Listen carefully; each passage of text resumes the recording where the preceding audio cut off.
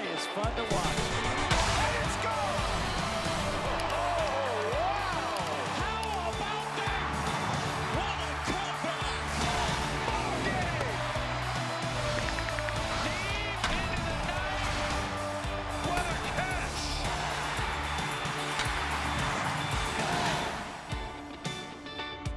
No more snow north of the border.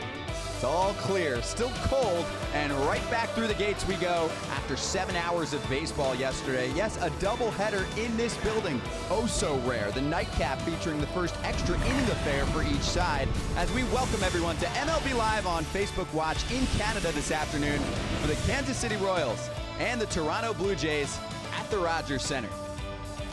Scott Braun here with you and a team of 3 more joining me very soon. We are happy to be here north of the border. 2 franchises that have recent playoff history and also some playoff history that goes back to the 80s, which was fierce as well. One of the best things we did last week, one of my personal favorites, talking to the managers during the game and receiving questions and comments from you and relaying them live right to the skippers. So we'll look to do that again, and here's what you're about to experience.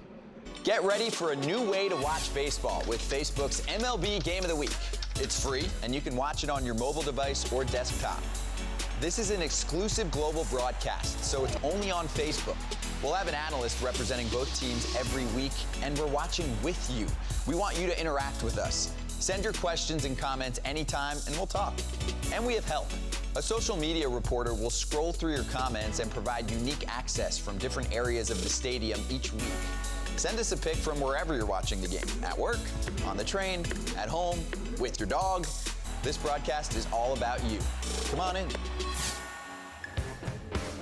You have questions, we have answers throughout the day. Talk to us live. Join us in the conversation in the comments section. If you just want to hang out with either Royals or Blue Jays fans, join those respective groups. Also record videos, ask us questions. We'll feature some of them on the air, same with pictures.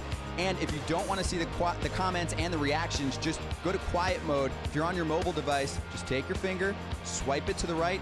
That's all you need to do. So another unique factor in this broadcast is that we have a 3-man booth, and it features 1 person per side representing a team. So let's start with the Kansas City Royals' new addition to this broadcast team for the week, and that is a pitcher in the organization for 3+ seasons. He won a World Series title in 2015, 14 years in the big leagues, innings eater, Jeremy Guthrie, on the mound for many years in the bigs, and now will join us on the broadcast. And we will be joined by a familiar face here on MLB Live on Facebook Watch. You saw him on the debut broadcast. Cliff Floyd. Yeah, he played some ball up in Canada for the Montreal Expos. Also does pre- and post-game work covering the Toronto Blue Jays. He knows this club left and right, former All-Star, and Jeremy wanted me to say former 2-time All-Star in AA ball too. Yeah. Absolutely. Little League as well. Did I leave Little League out? Little League too. We want to make sure you know that as well, and we'll talk about it throughout the day. So an All-Star, a former MVP in Josh Donaldson, not playing in this game for the Blue Jays, but Cliff, you might not recognize it because in the last 3 games, they've won all of them since he's been gone, and they're scoring about 8 runs per contest. No, you're absolutely right, Scott. And I think the biggest thing is they're 11-5, and I think that's real when you look at the win column. But Ross Atkins needs, he needs credit for this. When you look at the players he went out and acquired or signed, these guys have played terrific roles and just filling in for guys that's out. Tulo's out, Donaldson's out. You're looking for guys like Solarte and Ledmus Diaz. But Granderson, let's not forget him, what he's been able to do. And when you have these guys doing their thing offensively, you look at the bullpen, they've done a terrific job as well. Yeah, the bullpen right now in the American League, best ERA. That's not the case for Kansas City. They're struggling. They do have their best starter at the moment on the mound, a 1.00 ERA for Ian Kennedy as he matches up against Jay Happ. What are you looking for in this starting pitching matchup? Well, really, both of these guys are off to tremendous starts. Jay Happ, already off to back-to-back games with 9 strikeouts. Ian Kennedy with the sparkling 1 ERA, not the wins to show for it necessarily. So both of these pitchers really are just trying to go out and continue what they've done to start their seasons. And this is the proof in the pudding right now. Ian Kennedy in 18 innings, 16 Ks to just 4 walks. And Jay Happ, 23 strikeouts in 16 innings. His K numbers were down last year. They are right back up to par, if not a little more than we usually see from him. So good pitching matchup. We're looking forward to it. And also, we'll hop all around the ballpark. Not us. We'll stay here. Our social media reporter, Alexa Dat, is on the scene here in Rogers Center. Let's go to her now. Yeah, Scott, I'm really excited to be with you guys here at the Rogers Center. We got fans all really pumped for this game. You can feel the energy here on the concourse. I'm going to be roving around the Rogers Center today, checking out all kinds of different stuff, whether it's the food or different parts of the ballpark. There's something specifically, by the way, if you're watching and you want me to go check out, you let me know, because I will go do that. The best part of this broadcast is that you can comment on it. We already have some comments coming in from everyone who is getting ready for this one to start. Sandra Lombard said, "KC, come on, bring it on, because the Blue Jays are going to send you back home." And we got Sam Howlett who's saying the Blue Jays going for the sweep. So we need some Royals comments. If you are watching, make sure you shout your team out, because that's what this is all about. We're sharing your comments here on the broadcast. Hashtag KCTOR is the hashtag if you would like to share any photos, by the way, and I will share them throughout the show. Scott? Thanks, Alexa. Yes, talk to us. We're ready for your questions. For Kansas City, they're about to face Jay Happ, who's off to a great strikeout start. Ned Yost knows this is a transition period for his club. World Series champions in 2015. Jeremy, you were a part of that baseball club. Now it's a different looking starting lineup today for Kansas City. There is quite a few new faces, even from just 2 years ago. But you got John Jay, a late sign for the Royals. He's at the top of the lineup. The average isn't high, but he's been tremendous leading off an inning. He has been on 13 times in 27 leadoff tries, so he's their spark plug. You can get him on. Whit Merrifield handles the bat extremely well. A little bit of sneaky pop, and we can get it going. If they can get it going up top, then they can roll. 3 wins, 12 losses so far this year for Kansas City. They've dropped 7 in a row. Offense has been an issue for them, especially in the power department. And Jay Happ on the mound to try and stop that offense again. Yes, Scott. We talked about him in the open, Jeremy. You hit it on the head. I mean, his last couple starts, 18 strikeouts against 4 walks, pretty darn good ratio. And then he hasn't pitched since April 9th. So I think we want to see, how sharp he is today. And facing John Jay, we're underway. MLB Live on Facebook Watch. It'd be so interesting with all these new faces in the Royals lineup. It seems like there's been a few more strikeouts than there have been in the past. A little bit less contact, but they brought in some big boppers like a Lucas Duda. So with Jay Happ striking out, a bunch of guys to start the season, be interesting to see how they compare up against him. They entered yesterday with 5 home runs as a team and then hit 4 in the doubleheader. And it was just Duda and Moustakas with the home runs to start the season. 2 more faces on the leaderboard now for Kansas City. Almonte went deep, and so did Escobar. And Almonte crushed that ball to dead center. Line drive into the first level back there. And then Alcides Escobar jumped in on the party. First right-hander for the Royals to hit a home run this season late in yesterday's game. Foul tip out of the glove of Russell Martin, so John Jay stays alive. I think Escobar was just mimicking his swing from yesterday there. You think about the power numbers, you look at how low they are for Kansas City thus far, and some of those games they've played in, pretty cold. There's the strikeout for Happ to start off his afternoon, and this is the defense that he's working with. Cliff, how does it look? Well, John Gibbons has from left to right. Hernandez out and left. Kevin Pillar, great center fielder. Over in right, Randall Grichuk. Left to right infield, wide Solarte, Diaz, and over at first, career last year with Justin Smoke, 38 bombs, 90 ribbies behind the dish, Russell Martin, and on the mound, Jay Happ. DH spot is Curtis Grandis. And the number 2 hitter is Whit Merrifield, playing second base today.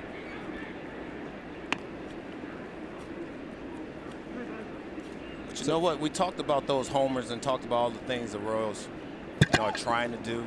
But when you look at why they're not probably a lot in the win column, that helps. Merrifield to deep left, but it twists foul. Plenty of distance on that swing. Is runners in scoring position, not being able to come through. Well, you're hitting the ball at the ballpark, but yesterday, 22 hits, right? Scored 7 runs, but you were 4 for 23. As we see this ball curve, just foul. But you're 4 for 23.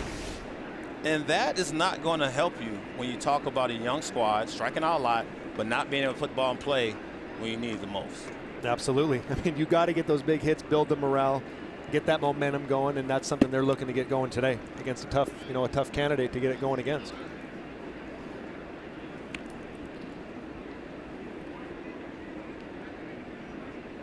Merrifield's a .381 hitter against left-handed pitching so far this season. 2-1 sharply on the ground to Lavigne for the second out.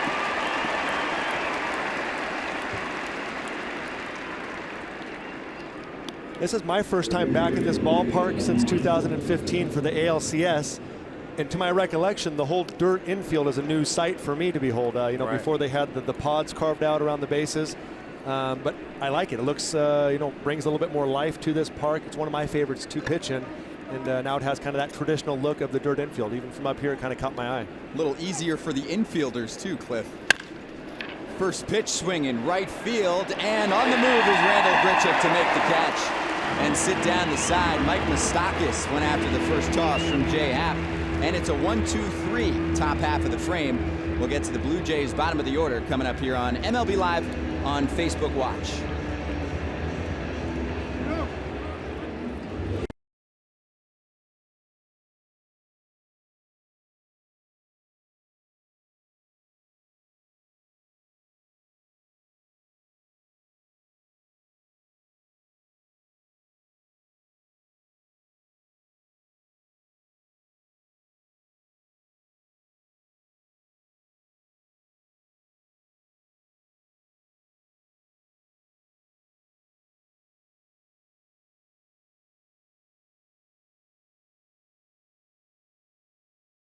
Starting lineup for 2018.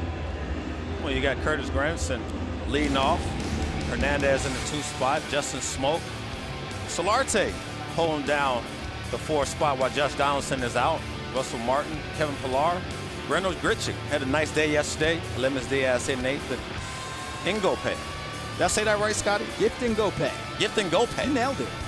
All right, there it is, in 9th. Ngope instead of Devin Travis down in the 9 spot at second base today, and they'll deal with one of the hotter pitchers to start the season. Ian Kennedy looks great, Jeremy. He has looked great, huh? He's he's in the 3rd year of a 5-year contract.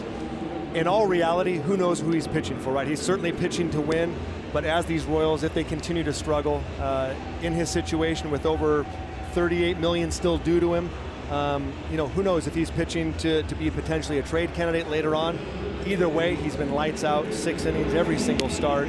He looks every bit as sharp as he did to start the season last year before his hamstring injury. And you know what? It'll be exciting to see if he can get out there. He probably needs to get deep. The bullpen's been beat up. We've seen it struggle recently, especially yesterday. I know in his mind he wants to get as deep as he can, give this team a chance to win. Pitched on Thursday, 6 innings, 1 run against the Angels, which is a dynamic offense. And that 1.00 ERA is an American League best, tied with Charlie Morton of the Houston Astros. And Granderson starts the day for the Blue Jays offense, and still running, Cliff. Curtis has not swung at the first pitch. I mean, he's not getting old. And you know what? He this is him, and he likes to take pitches, but in the leadoff spot, he knows how to be versatile. He knows how to get his team going. A professional hitter, I like to say about certain guys, Curtis Granderson's a professional hitter with some pop, right? So he's going to give you a quality bat, majority of the time.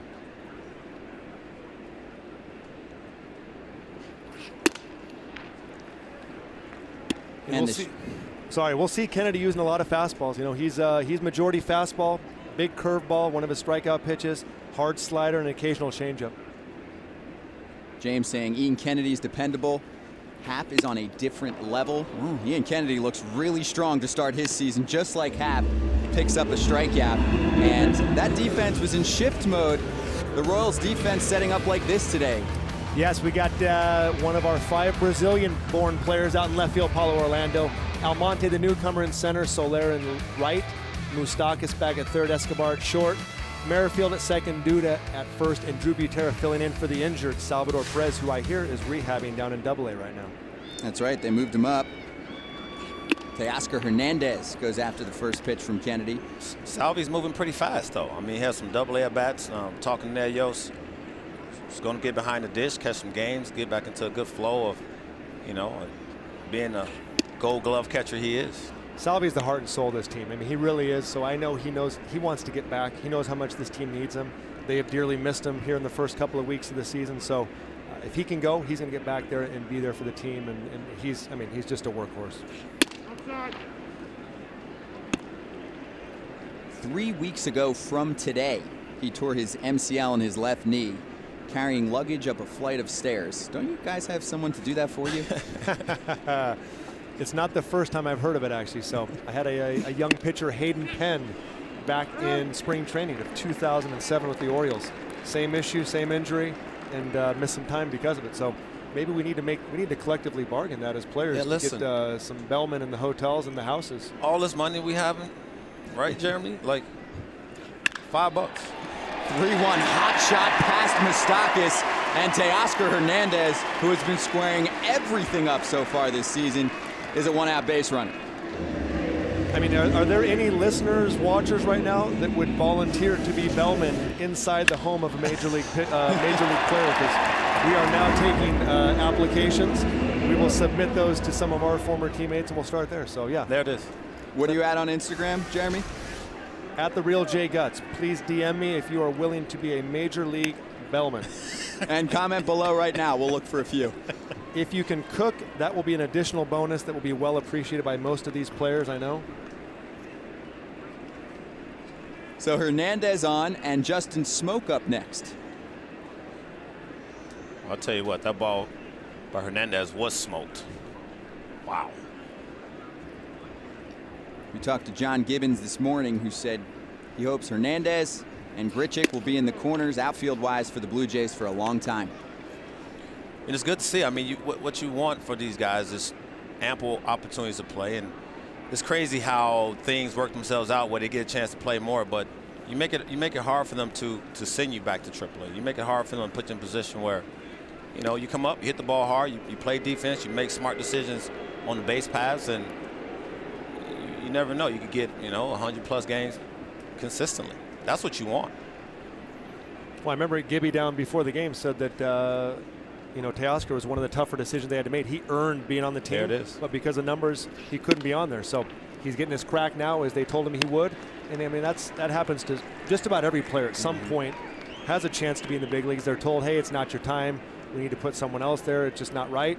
But when they get that opportunity, it's all about seizing it. And that's what he's hoping to do here. And, off to a great start, obviously, with some loud contact today. 3 infielders to the right side against Smoke as well. You see Kennedy continues to work fastball, and that's what he's gotten away with. He's extremely good at it, locates it, can elevate it. Low 90s to mid 90s, he'll run it up there, and he's been doing this an awful long time. About 60% fastballs so far this season from Kennedy. Has the cutter, the change, and the curve, and 92 is in there.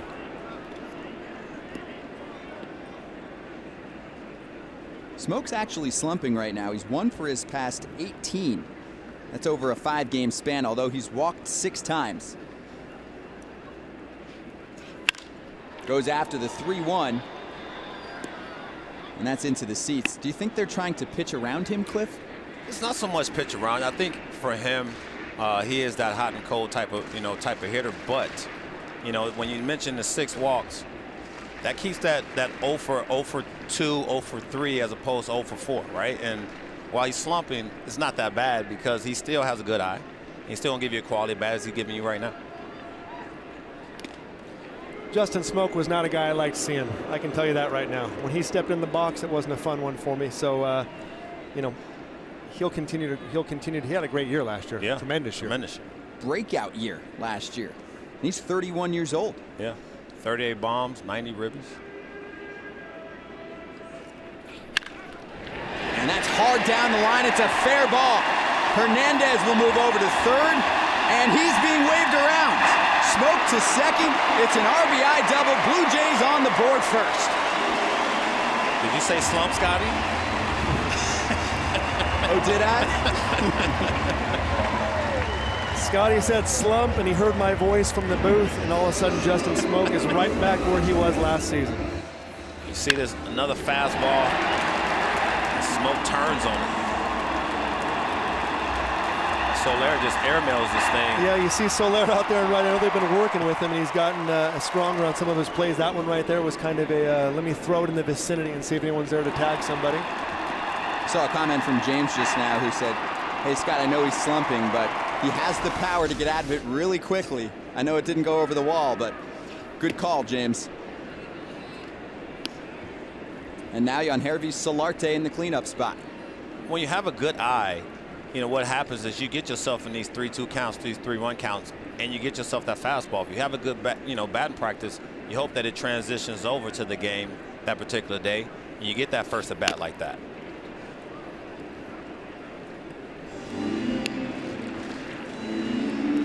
First inning of game 1 yesterday for Solarte was successful. A 2-run home run, and he looked fired up rounding the bases like he hadn't played much baseball lately, which is the case for many players right now, weather-wise. He has so much energy.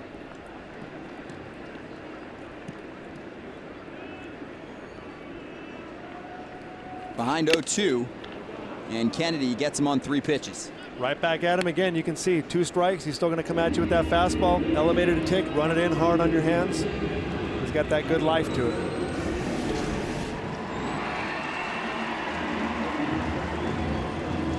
Cheese right there on the hands, as you mentioned, Jeremy. You think about Ian Kennedy. I mean, think about the year he had back in 2011 with the Diamondbacks, when he was, I think he was 4th in the voting in the Cy Young Award race, 21 wins. I mean, he has had some very big seasons here, and they bring him on board with the Royals to kind of be the anchor of the staff. And you know, he has done a tremendous job for them. Last year struggled, especially after the hamstring injury. But you see, I mean, he's been here. He's a veteran. That presence they need there, and they got a lot of young guys who are looking up to him.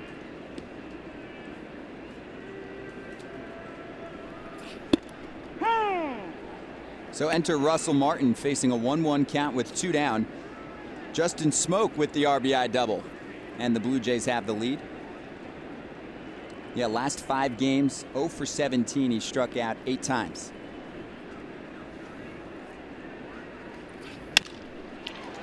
Left side, going to be a tough play for Escobar. The fadeaway throw in time. As good as anybody at doing that right now in the game. Esky and that what's that? The patented jump leap Derek Jeter throw in the hole. Love seeing it. That was your shortstop. Yes, he was. He was my shortstop, and got a Gold Glove under his belt. Now I thought he deserved actually more than just the one he has, but he has been just tremendous at shortstop. One of the best to play for me. One of those guys, when I came over in a trade in 2012, I'm like, you know what? If I can pitch here, I can be successful with this defense. So the Smoke RBI double, 1-0 Toronto. Let's bring in Alexa Datt. Where are you, Alexa? Hey Scott, like I said, I'm going to be roving around the Rogers Center here, and the most interesting part about what's going on here in right field is the fact that this is where that big sheet of ice fell when there was a big ice storm off the CN Tower and hit the Rogers Center, puncturing the membrane of the Rogers Center and creating that big hole is what caused a lot of these, you know, the delay obviously and the cancellation of Monday's game. So they had to play that doubleheader on Tuesday. There was a leak that also happened when that weather created a huge issue, so they had to patch that up. They had 2 guys go up onto the roof of the Rogers Center and fix it. They said it was a sheet of ice the size of an office desk, 3x5, that came crashing through. They were saying it was like a freight train breaking the way it sounded, so it was just really an incredible situation having that come crashing through here. And I'm all the way up here, and I couldn't imagine something coming crashing down through the roof of this stadium. So anyway, that's what is going on here as we're out here in right field. And we want to ask the fans if they've ever been through any sort of a weather delay. What's the craziest weather-related baseball story that they can share with us here in the comments? Scott? That's good. Alexa looks like she's on top of the world right now. I was wondering where she was. The repairmen that were patching up the hole in the past 48 hours literally looked like they were on top of the world. They were on top of the dome. I saw them. Well, listen, from social media, I saw them. I didn't go to the CN Tower to see them. I actually was wondering how the heck did they, you know, get picked to go up there? Like, how did you 2 get picked? Draw straws. Tell me how this doesn't happen every season. How is there not an ice storm in Toronto where it's -100 every day? How is there not more desk-sized glaciers falling off that thing into the roof? How is this the very first time? Well, you know what? It's a great point because I'm here a lot, and this has been unusual, winter and obviously spring. But they're doing a good job outside of protecting the, pedestrians, right? Walking around and making sure they, stop people from going to certain areas, which has been good. Well, the good news is if you love watching baseball all day, you did that yesterday here in Toronto as Duda fouls one off. They rarely play doubleheaders here, of course, and they did so. A traditional doubleheader yesterday. The Blue Jays swept it. 11-3 in Game 1, 5-4 walk-off winners in Game 2.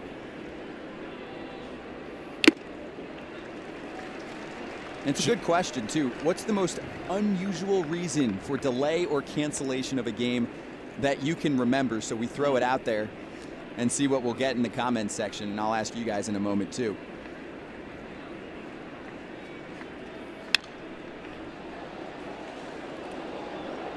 I'm trying to think. That's a great question. Yeah, I've Delay? only had one unusual one that, you don't necessarily think is going to delay you when you're out in the field, but mine would be, the sprinklers went off during the game, and Pedro Martinez was on the mound. So it was in Shea Stadium, and obviously, Willie Randolph, our manager at the time, wasn't happy about it. Right? Pedro, you can't lose Pedro. They were done dealing with Pedro. Set off the sprinklers. We're over this guy. And you would think he would run off the mound. He stood right there. He took it off.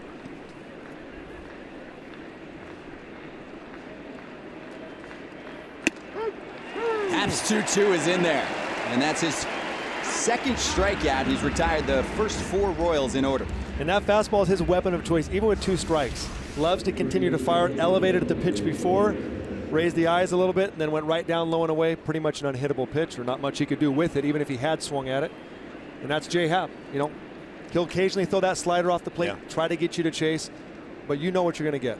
It just, can you see it? And I was watching his last game. The way he turns his shoulder so much, I can imagine for the hitter, it's very difficult for them to see and pick up the ball out of his hand. And you can tell by the swings, like the ball is on you, 92, 93, it probably plays 95, 96. And I know he has that extreme spin rate that they talk about, right? That gives that feel of getting on you quicker, heavier fastball.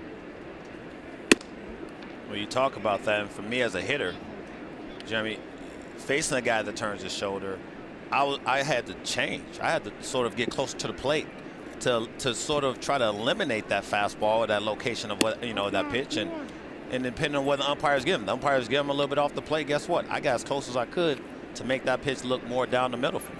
I don't think we don't see that as pitchers. You start scooting one direction, we'll start making adjustments, and that's what that's what. Soler through the left side. That's a base hit and the first of the day for Kansas City. That right there looked like the. I know Happ's been working on kind of not necessarily a split finger, but they were talking about splitting his fingers apart, taking a little bit off the fastball, getting a little bit of run with it. And I know they say that up in the upper 80s, lower 90s has kind of been that pitch for him. So might have been right there one of those kind of, I don't know what you call it. Yeah. We have our BP first answer. fastball sync. We like that. If you want to tell me BP, I'll take it. BP. I threw a lot of BP everything. BP fastball, BP curveball. Now Abraham Almonte with Soler on first. That was our first response here. Drew Irwin said, wasn't there a bug out game? Brewers Blue Jays in 1990? That one's escaping me. Bees in Arizona for sure. I've seen bees a number of times that in spring training.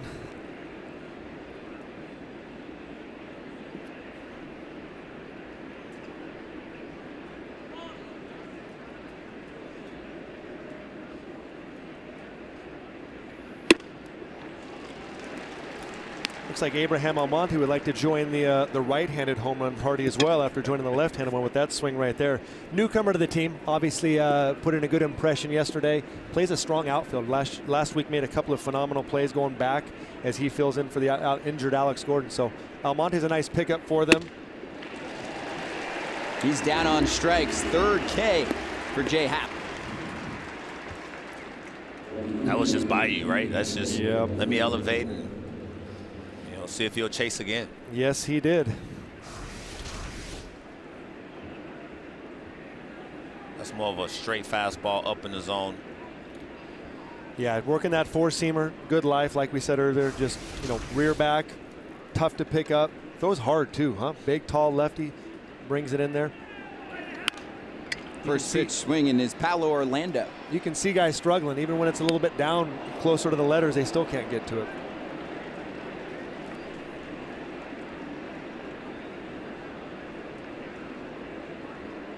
Another weird delay or cancellation disco demolition night from Dave just chimed in.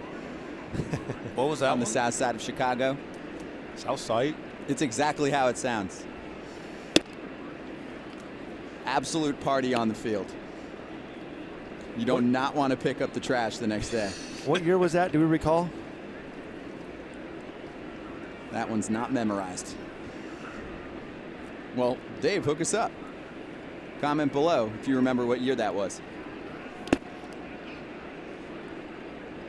There it is, trying to get him to fish for that slider there, Paulo. We haven't seen much in way of off speed, but there it is. Sharp cutter slider down. Paulo patient up there.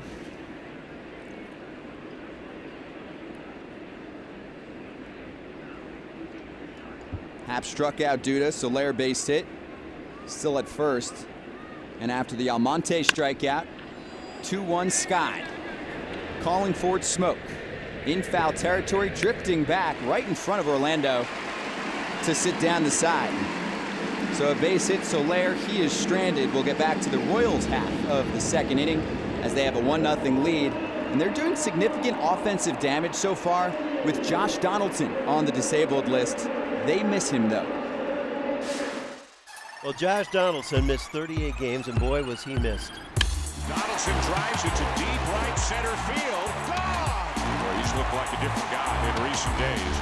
And rain done been brought again. Another home run for Donaldson. And he's been way out of here. The bringer of rain has done it again. He's really starting to swing the bat well on some hot streak of late. This is a special, special player. Josh Donaldson has struck again. And John Gibbons, his manager, says this is the heart and the soul of the ball club. With him, 54% of their games are successful. Without him, they're at a little under 52%. So there's no doubt about it. He rides this wave offensively for the team. He is the leader of the squad. And the question for everyone, what's the future for Josh Donaldson? What do you think's going to happen to JD after this season? And hopefully he comes back soon, dealing with the shoulder injury right now, shoulder inflammation that actually goes back towards the beginning of spring training, and he's not ready yet. It doesn't sound like he'll be activated this weekend when he could be activated after the 10-day DL. Yeah, well, I think the biggest thing is getting him right, obviously. He's the heart and soul of the squad. You have Vlad Guerrero Jr. waiting in the wings, but he's the star. And when you have your star player ailing, it puts a lot of pressure on John Gibbons to use his bench more, right? And maybe overuse those guys. But Solarte has been doing a terrific job. Diaz the same. But Donaldson is everything. He's a game changer. So whether you're going to, at some point, if you don't get the contract situation figured out, maybe he's a trade piece in July, or he helps you stay on course in the dub column, right? And you do something that you probably didn't think he was going to do. So either way, you need him back on the field healthy. What he was doing early on, obviously the bat was starting to come around, but if the shoulder's not coming around, then you have to get him right. This is a big year for him also, right, as a free agent to be. Absolutely, and that's the key for him, right?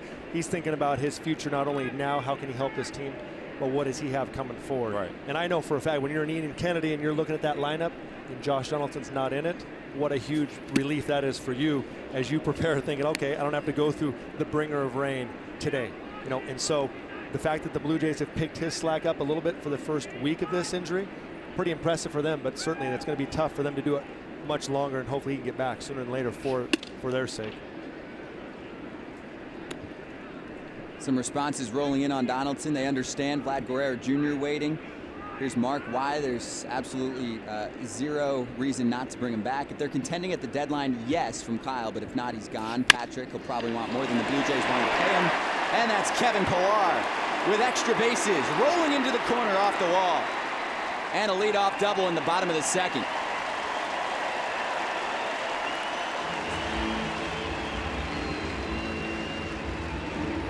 was another ball smoked off the bat of Kevin Pillar. You know, he was talking to Danny Duffy before the game. He's like, look, these guys hunt the fastball. And I know Ian Kennedy throws a lot of them, but if you're going to throw them, you better hit your spots, because if you don't, this is what's going to happen. Yeah, over the years, there's always been that theory here in Toronto, as they had those lineups filled with the big boppers, but there was some kind of help, and that's because they're so aggressive on that fastball, looking for it, and it takes some great swings. So as a pitcher, mixing it up, keeping it down, become the key here. Now Randall Grichuk.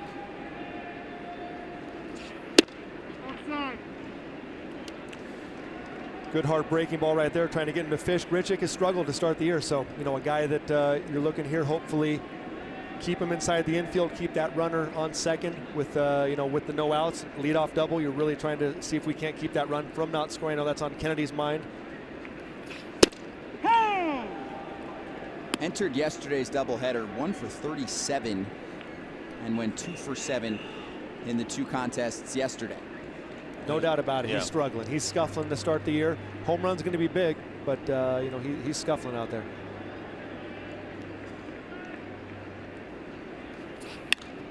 In on the hands, in the air, and it's Butera with room.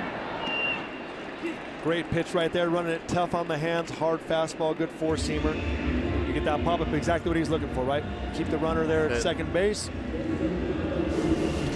Tough pitch to handle, and go to work now on the next guy.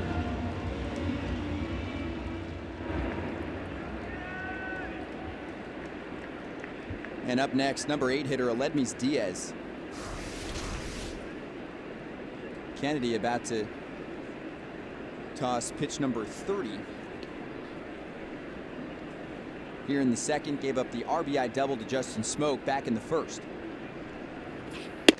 You know, you talk about pitch number 30 right there. I remember in college we had a pitching coach. He always focused on 13 pitches an inning. That was our goal. And it's tough to get there, but focusing on it really tried to keep us, would give us the chance to get in that 7th, 8th inning. And so even throughout my career, I always think about that number 13. Could I do it? You know, it's Weakly hit by Diaz to short, and plays made just by a step. Diaz out at first, and moving to third is Pillar. good curveball right there by Kennedy. Got him way out front. A great play by Escobar. We'll see if it holds up. John Gibbons has a few more seconds to make a decision. Ooh, that's close. I got him out. I got him out. I'm going to go against you. I got him safe. How are you going to go against me right there? Well, I have to. Comment below. What do you think? Out or safe? John Gibbons. Oh, you won it. Gibby ain't losing that challenge. You have to understand something right here. Let me see. Yeah, you're right. I need that angle right there. You have to understand something here. I come from the Royals. Yeah. Who have Bill Duplessis down in the replay booth. Okay. 4 for 4 this year. Last year was top 3 in the league in replay challenges being overturned or upheld. You better be lucky you just got off the field, because I can't drop no names like that. He's one of the best in the business. And I've been trained by him, so I know who's safe. I know who's out. I've seen it all. You're a pro. Good. Now Gifton Gope rounding out the order for Toronto. I might be mistaken. Watching the game last night, I didn't see Gifton wearing glasses. Is this a new look? I mean, he's been struggling, obviously. You know, you look at the numbers across the board. And I commend him for saying, look, it might be my eyes, if that's the case. Well, I'll tell you what. If you're looking for a change, glasses isn't a bad way to start as a hitter. I know as a pitcher, I tried all kinds of things. Changed gloves, changed shoes, changed hats, socks. Yeah. I never tried glasses. Well, we just got confirmation that this is first game. Yeah, you nailed it. Yesterday, he actually had a catcher's mask on in the dugout. There you go. Look. And he's down on strikes. Kennedy with the off-speed stuff. And after giving up the leadoff double to Pillar, sits down the next 3. It's 1-0 Blue Jays, and their shortstop, who we just saw, Aledmys Diaz, is taking over for now, while Troy Tulowitzki is still on the shelf. Tulowitzki comes up here.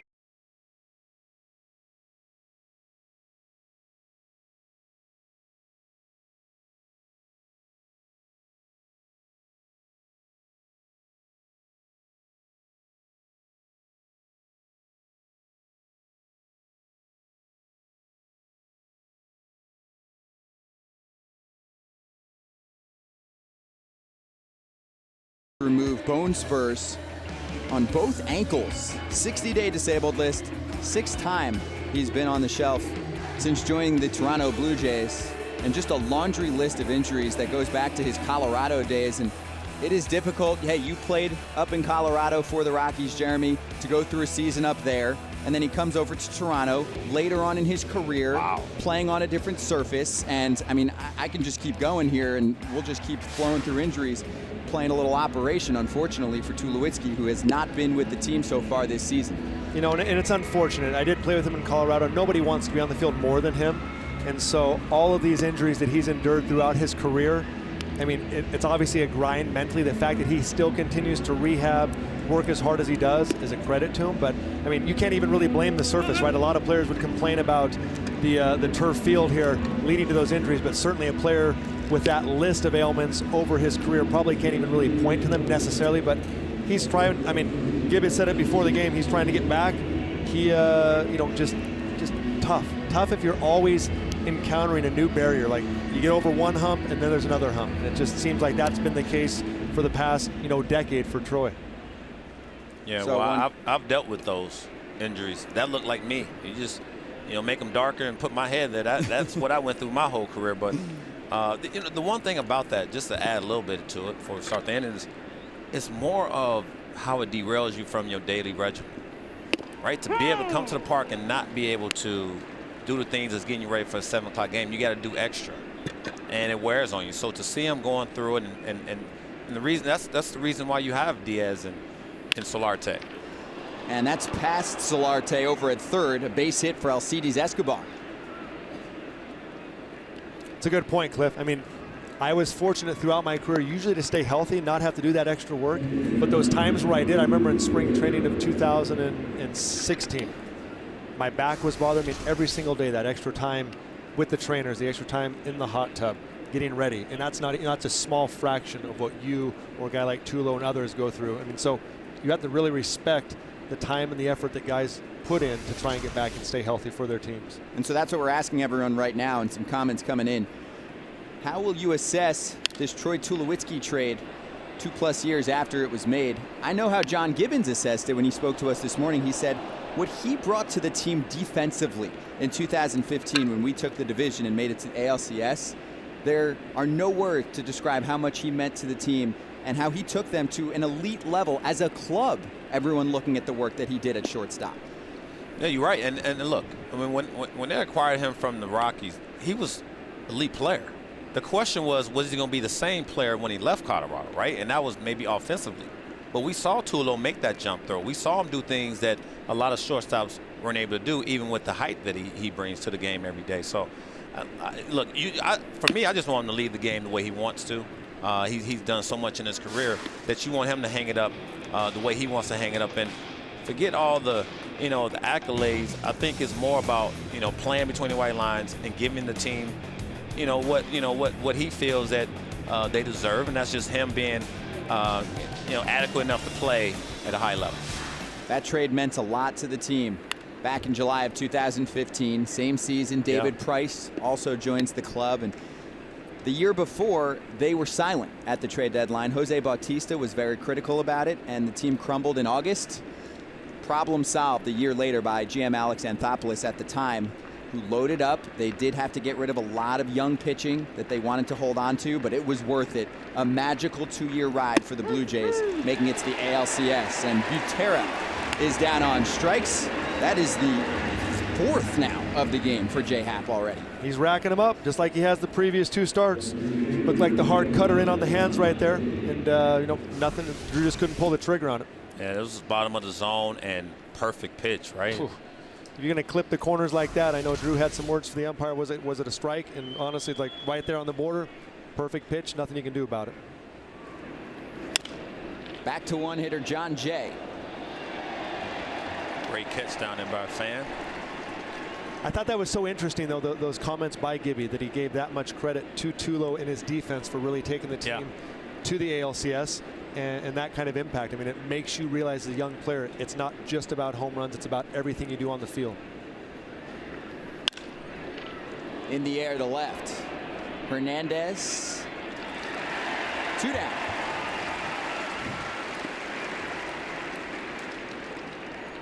apparently Tulo and Donaldson are down in Florida rehabbing right now. And John Gibbons joked that they're the best of friends, but they're also super competitive, so they're probably butting heads too at the same time. Can you imagine that morning? Right when they get in the whirlpool and get that day going? It's hot. They irritated. Pat says the Tulo trade was good the first year, now diminishing skills. Fair assessment. Well, a lot of it, the diminishing skill part of it is your body is not holding up. So, well, I agree with Pat a tiny bit. It's more of if he was, if the body felt good and you saw him out there playing and he just wasn't producing, then I might say the skills might be declining. But they decline in the right way. He's towards the end of his career. He's on the other side. And, it's just it's tough to go out there when you're not feeling right. Mark, great point. Who knows if they make the postseason without him? So much attention and so much contributed on the mound from David Price, but he wasn't playing every day. Tulowitzki was. Talking about the additions that they made back in 2015. Two-hitter Whit Merrifield with 2 down here in the 3rd inning. They had enough pop, right? They had the power. It wasn't that. I mean, look, Tulo was going to bring that. He was bringing some extra, and they had length to the lineup by having him there. But his defense was on another level, right? And pitchers were rewarded by, Jeremy, how big is it for you, right? A ball in the hole and a guy gets to it and you're going to wait. That ball was a base hit early in the season. Absolutely. You get that. I mean, everything in baseball is confidence, right? Everything. You can throw the exact same pitch 100 times. You throw with confidence. You get the guy out 90 times. You throw with no confidence. You get him out half the time. So to have someone back there behind is going to scoop it up for you, pick it up, go down and track it down, makes all the difference in the world for a pitcher. So whether that was his energy in the field or literally his play, whatever he did, like Gibby said, it just changed the mentality and made him a championship caliber ball club overnight, in addition to the great players and the power and the offense they already had in place. Happ just missed to Merrifield. A 4-pitch walk, and Escobar to second. Now Moustakas. One of those chances here that Cliff was talking about earlier, men on base, scoring position, 2 outs. Big chance for Moose to get the momentum here offensively for the Royals going. And he's 1 for 13 lifetime against Happ. Not great against Happ, but certainly the hottest hitter on the Royals team right now. Has had multi-hit games, 7 of them this month alone, and got a nice 9-game hit streak going. So he is the guy that the Royals want up at all the time, but certainly in these situations.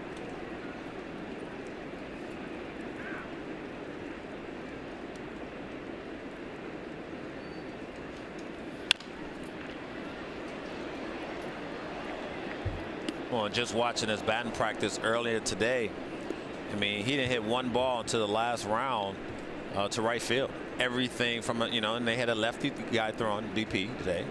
And he hit everything to the left side of the field. And he says, look, they're going to shift me. I'm going to take my hat. I'm going to try to put a 3-1 home early in the count. But when I get to, later in the counts, 2 strikes, he said, I'm trying to slap that thing to left field.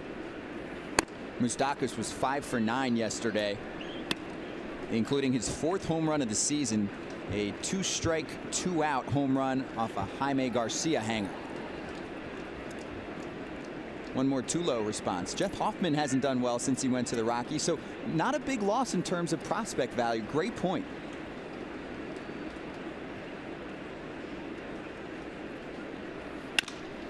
Left side, and it gets past Solarte. And that'll score the first run for the Royals. Here comes Merrifield home as well. No throw. It's a 2 RBI double for Mike Moustakas, and the Royals grab the lead.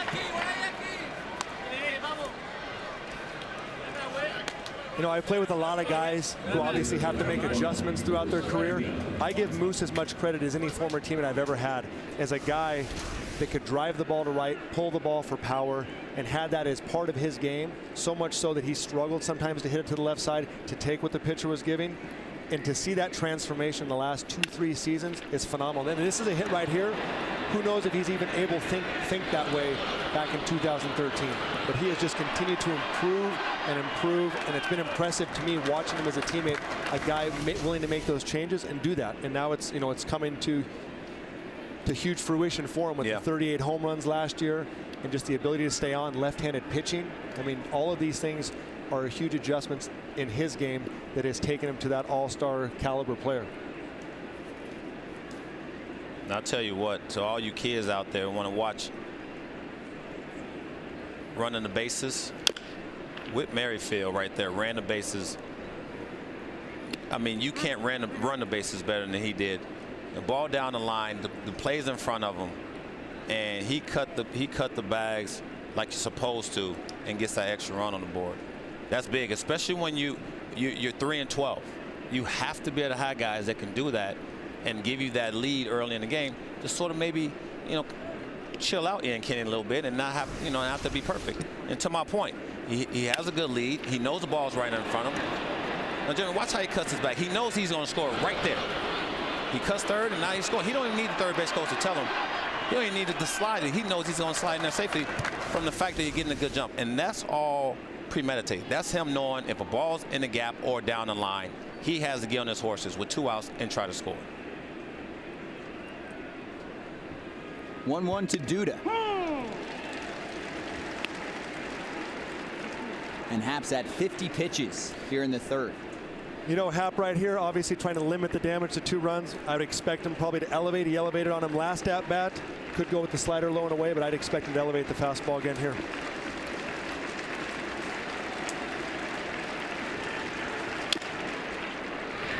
To first for Smoke.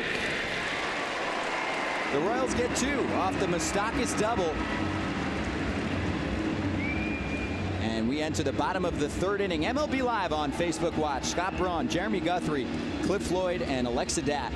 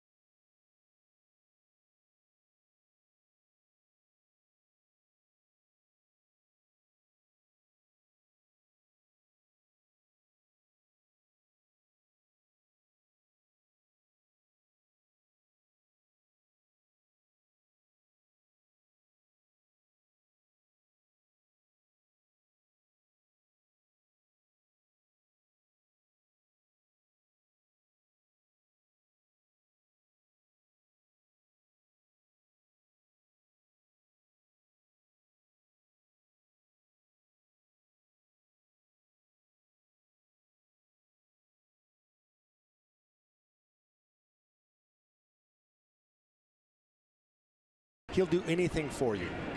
Didn't they have a play at the plate if they went for it? Well, look, when you turn around and see where he was, you know you better make a perfect throw. And I just think that, you know, when you look at Diaz getting that ball, for me, he thought Whit Merrifield was running too fast and was going to be easily safe.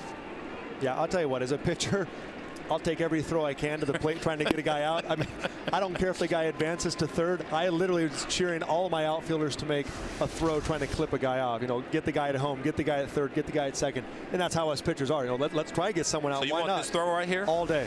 Why not? Why not throw it? I can see in that angle right there, I see it. But I'm thinking, you know, if you overthrow, whatever case may be, I just felt like how he was running dictated no throw. For sure. And smart baseball in some circumstances says don't make the throw. But as a pitcher, you appreciate when they do, because Absolutely. if you're trying, you know, if you're trying on your behalf of your pitcher, you appreciate that. So, you know, one of those right there obviously might have scored anyway.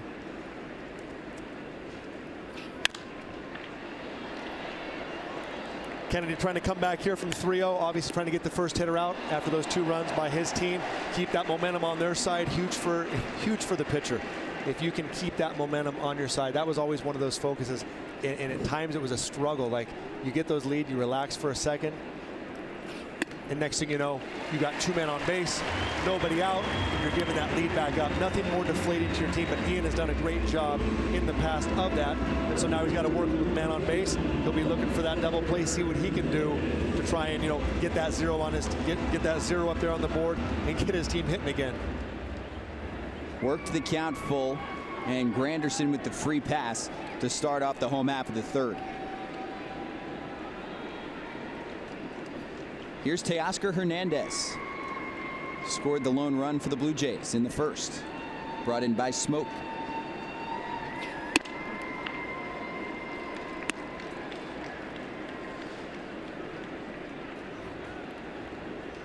Kennedy a little bit like me in that he gives up a lot of fly balls.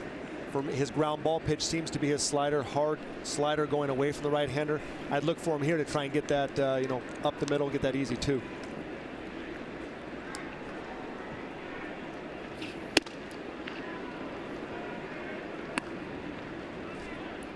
Last season was his worst. A 5.38 ERA, and actually had the opportunity to opt out of his contract. And he even said towards the end of the season, why would I opt out of my contract, and who would sign me right now with the work that I did? Very candid. Smart man. Smart businessman. And it was a tough season because of injury. Got off to a great start and just dealt with a hamstring injury of all things for a pitcher, and just really affected him throughout the year. So it's unfortunate, but obviously he's back here healthy, doing his thing again.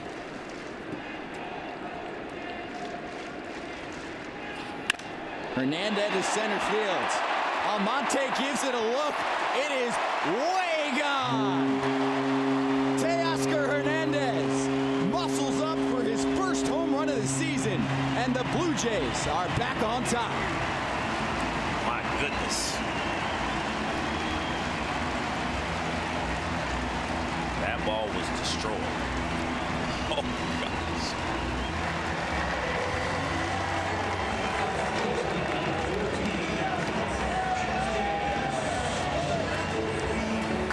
He is 6 for 14 to start off his 2018 campaign, showing off a little opposite field power. Well, I'll tell you what, Jeremy, you just talked about it.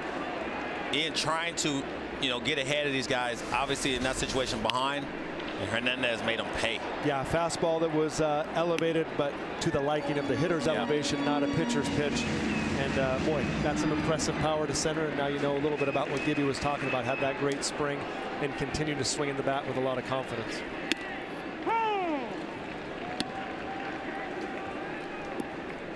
Right now, it's get back on the horse time right now for Ian. He's got to get back to what he was doing the first couple of innings.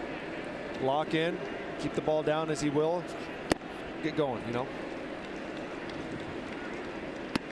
Kennedy's given up 100 home runs since the start of the 2015 season, second highest total in baseball. 1-2 to Smoke. Well, this is a park where you can give him up too. This is a hitter-friendly park. Yeah, it is. Ball travels well here, as guys have shown over the years. So a place where if you struggle with that, it can really come up and bite you again. That's always the thing too. Is look at this Royals team and see Hernandez over there. Yeah, I hit that one good. But when you look at the Royals team, when you're 3-12, you tend to try to be perfect in everything. You try to come out and everything has to be perfect, right? As opposed to just being yourself. Yeah. Smoke strikes out, and Solarte comes up next. What the Royals do have going for them, though, is they've been through this process before of struggling, achieving success, and so they believe in the process, and they understand that it's pitch to pitch, it's at bat to at bat, and it's cliche as it sounds, but really that's the only way you can survive mentally in baseball, is to approach it that way. Like, I just got to do what I can do today, and although we're 9 games under 500, I just got to do what I do today so we can win today, and then I'll try again tomorrow. So, Ian's a veteran. I can't imagine the pressure of trying to win this game is getting to him, but he's just going and doing what he always does, getting ready for tomorrow. And that's, I mean, you know that momentum, right? It just takes one to get that team kind of rolling. And we'll talk to manager Ned Yost about his squad a little bit later. Before that, we'll talk to John Gibbons about the hot start for the Toronto Blue Jays right now. 11-5. We will talk to the manager of Toronto right after the third inning here. So bring on the questions. If you have something you want us to ask John Gibbons, send it to us now. And that pitch is crushed. Right center field. Forget about it. Got Hervey Solarte muscles up for a solo home run.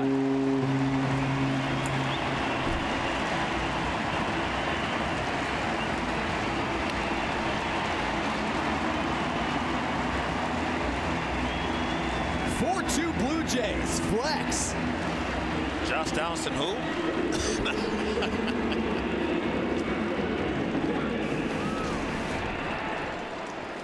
Wow.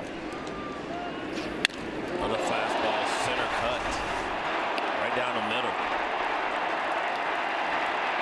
And when you're hot, you're not missing that pitch. And Solarte has been hitting this thing and filling in nicely for the injured Josh Donaldson.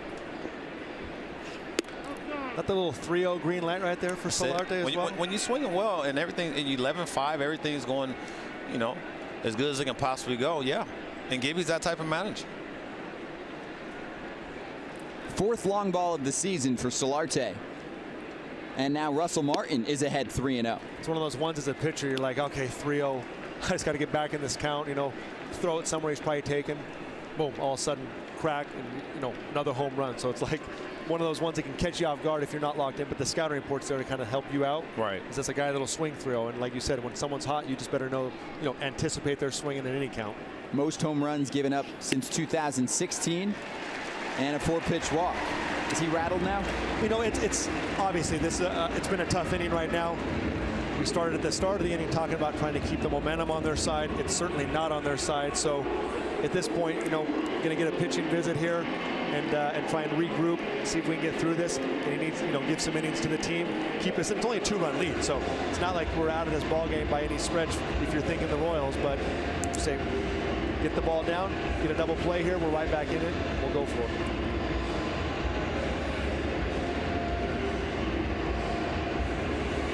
And keep those questions coming. I'm writing a few down right now on the hot start. I see one asking about Jose Bautista signing today. I'll mark that one down. Yeah. I'm going to tell you what, he's beloved up here, boy. They love him, Jose Bautista in Toronto. It is, and it's so surprising, you know, all the things that went into it, but not to have him back here. It's, you know, it's kind of that changing of the guard for this team. Yeah. For a lot of teams, when your face of your team is no longer there. You know, so a huge transition for the Blue Jays as they, you know, as they say goodbye to him and move on to the next wave of players. I saw someone ask about Bo Bichette and Vladimir Guerrero Jr. We'll try and talk about those two on the broadcast a little bit later on. Oh, from Carl, who scares you more, the Yankees or the Red Sox? That's a good question. Yeah, that's a good question. We'll say right now the Red Sox. That's because you're not a pitcher. Well, I think the biggest thing for me is, you know, when you look at their new manager and Alex Cora, his philosophy, how he's been able to bring, you know, he's been able to bring that along with him from Houston as a bench coach there, and I wholeheartedly believe in that because they attack first pitches differently. Like, and listen to him talk, he watched them from afar and saw some of the things that, you know, that they did, and obviously they had to be able to go against those guys when they played against them. They use against them. They use it against them. So I look at him now, and he's like, look, guys, this is what we have to do differently, and the guys have bought into it.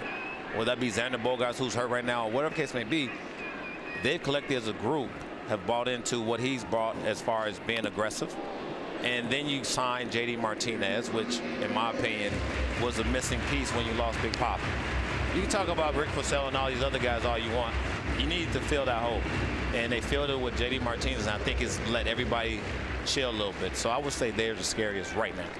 For sure. No, I just prefer to having to face judge and stand. Yeah, back. man, You know, look. I'm scared of that no matter what the record is, no matter how many home runs they have. But certainly the Red Sox seem to be the more complete team as of right now. Pilar past the pitcher, but stopped by Merrifield, and now it's bobbled by Escobar. Out-recorded at second base. It was on the exchange with the throw to first. And this will be interesting to see, right? Back in the day, it was just an assumption. You caught the ball and you were making a transition. Now you have to prove it. Did he ever actually have the ball? Did he secure it?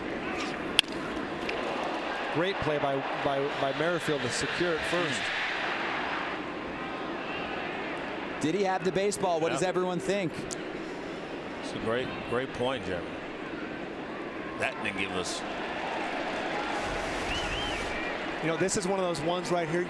You might challenge because of the way things are going in this inning. Although you're not 100% sure, because that one I haven't seen conclusive evidence one way or another that he did or didn't have it necessarily from those angles we just saw. Certainly the replay guys have more angles and more options to look at it, but from what we've seen right there, we can't really tell. Let's see right here. This gives us something. Oh, no. They're not. They are. He never had. Return that, because he never had it. That was quick. Everyone is safe. Now, if we had seen that replay earlier, it would have been very easy to say, no, he never had the ball. And you talk about all the changes in baseball. Replay, amidst all the other things going on, is one of the biggest ones. I mean, it affects innings so much. Where for years that was just considered an out, right? Umpire says it's an out, and no one looks at it. And now we got first and second, one out. And a breaking ball to Grichuk in there for a strike. Took 36 seconds for the review. That was efficiency. Fielder's choice. And then the error on the shortstop. Tapper, Kennedy only plays at first. 2 down.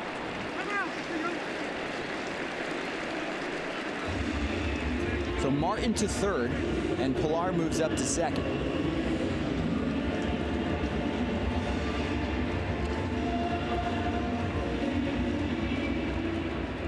And Aledmys Diaz comes up next. Well, big at bat right here for Kennedy. Got a chance to get out of this with the 2 home runs, but the game's still definitely close. So, big hitter right here, get ahead of him. Breaking ball and gets a piece of it. Merrifield from the other side. The Blue Jays hit 2 home runs. Teoscar Hernandez with Granderson on after the 3-2 walk. No doubt about it. To deep center field.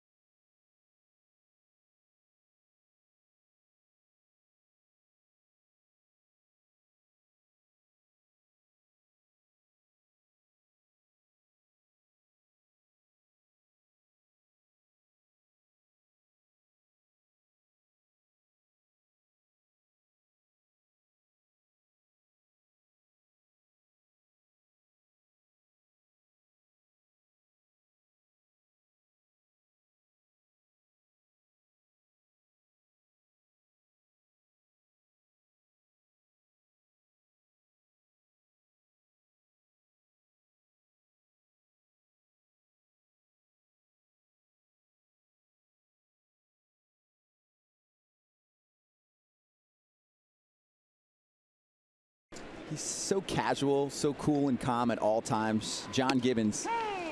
I'll tell you what, they love him in Kansas City. Everybody I talked to who had a chance to play for him before my arrival just raves about him as a person, as a coach, the whole bit.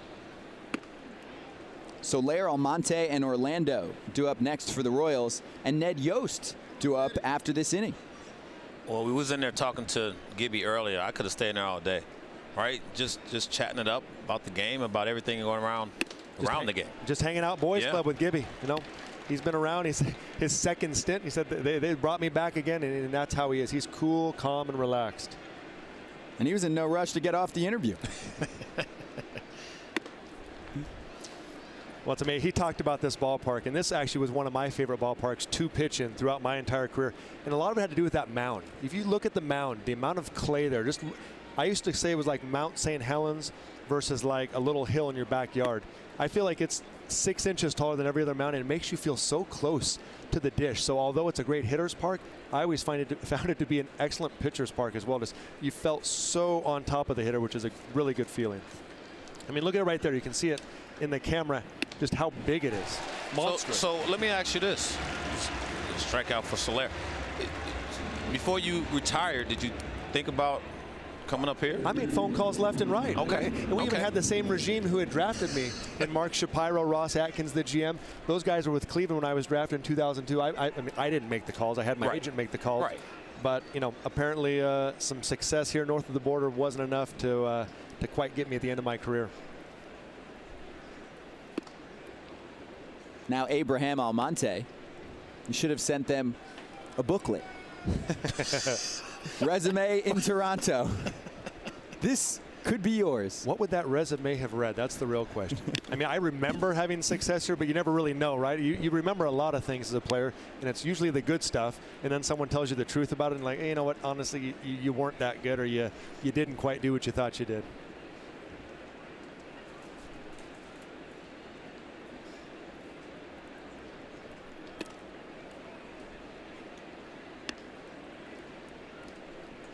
Two and one to Almonte. Struck out back in the second.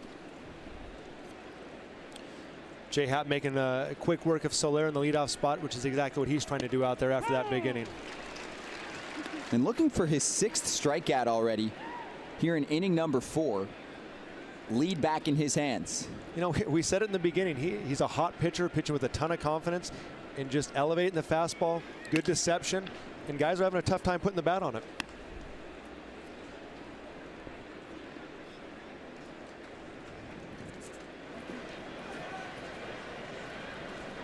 Looking for questions now for Royals manager Ned Yost coming up after the inning. And Soler, hard-earned walk. Big inning from the Blue Jays in the previous half. Teoscar Hernandez and Yangervis Solarte go long. And Alexa, what is everyone saying about it? Scott, yeah, it's funny. Obviously, when home runs happen during a game, the comments go absolutely bananas. So I wanted to read a couple that stood out to me. After the Hernandez home run, Larry was like, hey, I called that. So congratulations to Larry. David Amos was like, that had to be 450 feet. So we'll get our tape measure out and see exactly how far that was. Brandon Cox said NASA just called, and they're tracking that home run going through space. Thought that was pretty interesting. After the Solarte home run, Alan Wexler wanted to give some props to the Blue Jays, saying great job by Blue Jays management to acquire guys like Solarte and Diaz, which have helped the club. And then this one's for you, Jeremy. Edward Stanton said, Jeremy Guthrie calling the game. What an awesome thing for us. Hello from your friends in Ashland, Oregon. Nice. Very cool. Shout out to Ashland, my hometown. We saw Orlando bounce out to second. Ngope thought about going for 2 and then turned his head left. So moving on to second base is Abraham Almonte after the walk. And now Alcides Escobar.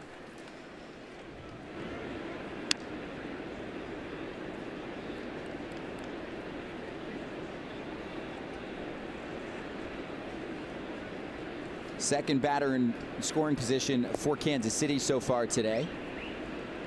And they were successful the first time.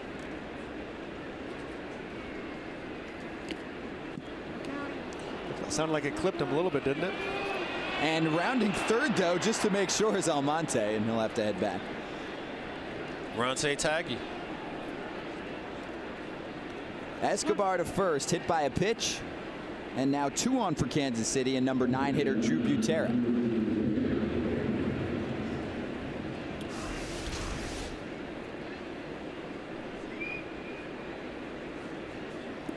There it is right there.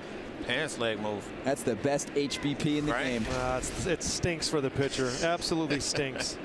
Should not, in my opinion, I always felt if it hit the uniform, that should not be a hit by pitch. Absolutely should not be.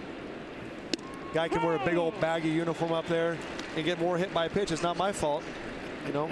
So, anyways, if I'm a pitcher, I'm upset right now. Well, let's see if everyone agrees with you. Should we make that Jeremy Guthrie special rule? Absolutely. Comment below. Let's go, Facebook.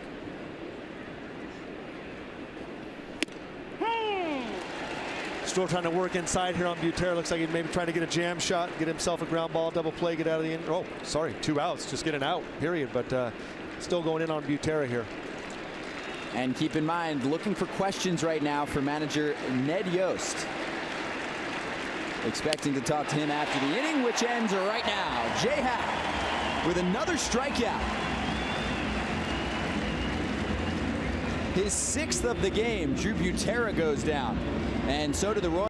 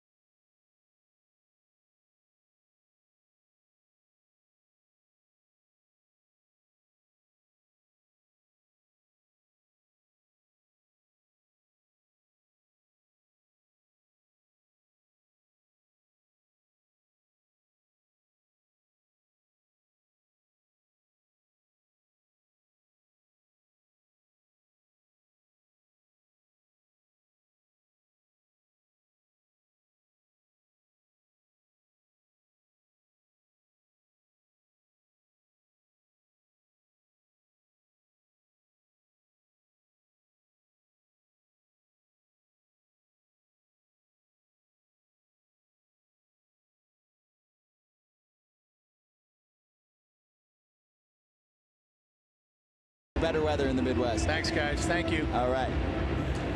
Ned Yost, longest tenured Kansas City manager in team history. 9th season with the club.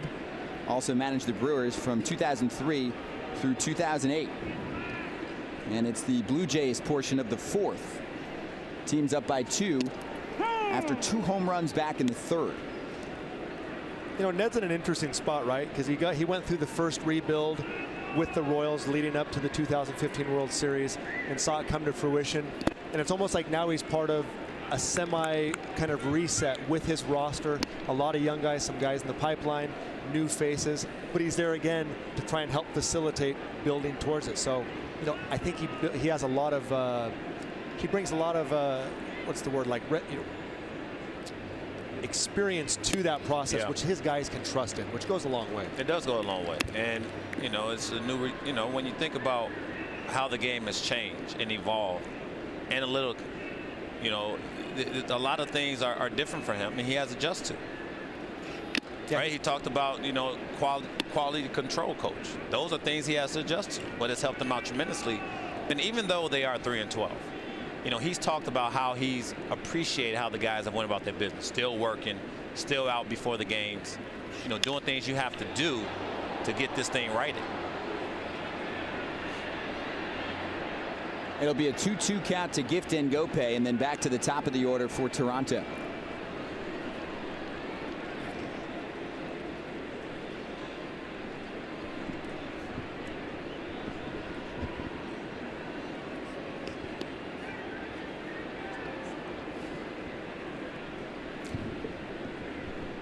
even shifts. I've seen some articles recently about Ned and his willingness to do more shifts this year. So you talk about that transition. He has made that on a personal level as well, like trusting kind of the advanced scouting and the metrics that are leading to those shifts. Yeah. You see it right now with Ngape up there, that they're making that shift, 3 guys on the left side of the infield, something that Ned has admitted he would have never done in years previous. Payoff pitch on the ground. We'll do it again. And there were a few base hits for the Blue Jays yesterday that got through the right side of the infield. So viewers, if you were watching that doubleheader, you know if they were playing straight up, it would have been a different story. But how many times do we also say, or at least I know as a play-by-play man, grounded into the shift? And that is strike 3, and Gope caught looking for a second time today.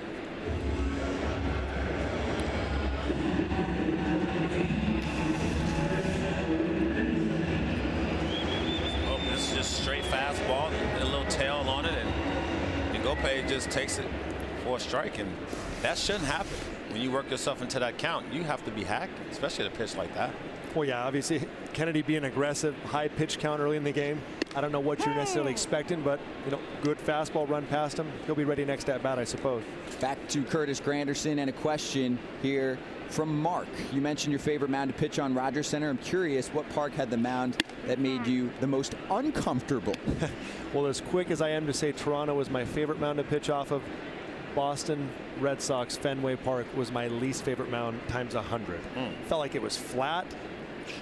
It was off-centered. Everything about it messed with my mind, messed with my brain. It was a nightmare. And the crazy thing is my first outing there, I had a shutout into the 9th inning. And it was just all downhill after that outing. Oh. I asked him, I said, can you guys adjust the rubber and straighten this up? That drops into right field. It's a base hit for Curtis Granderson. Shockingly, they didn't honor the visiting pitcher's wish to. I would have bet it. my house on they said kick rocks with that one. Yeah, okay, yeah.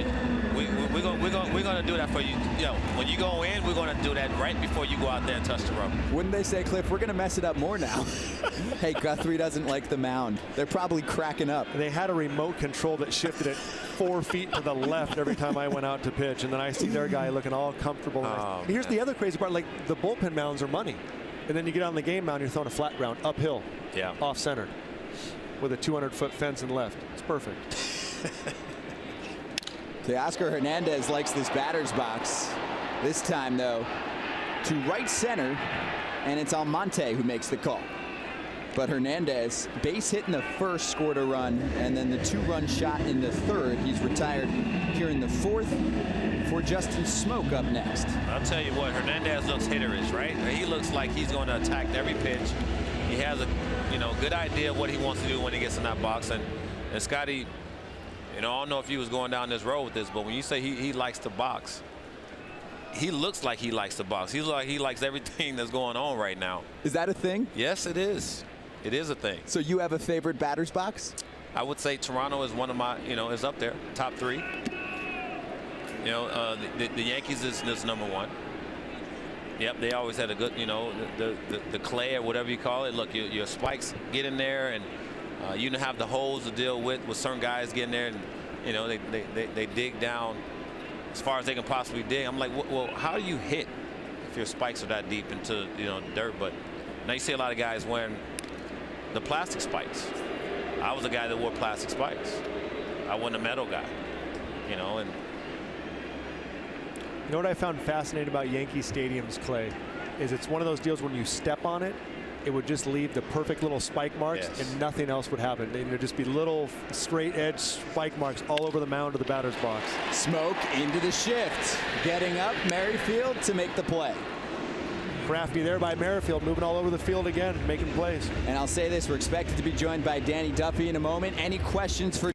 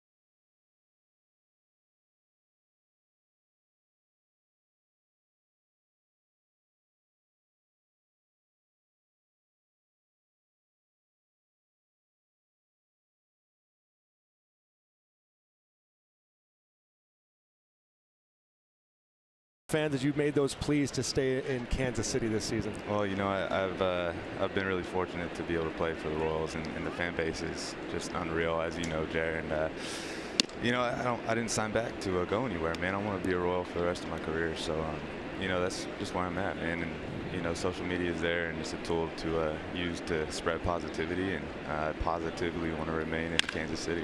John Jay smokes that baseball to right field. Well, it was a good campaign. Bury Me Royal, Duffy, 2018 and beyond. That's right. That's right. Nice.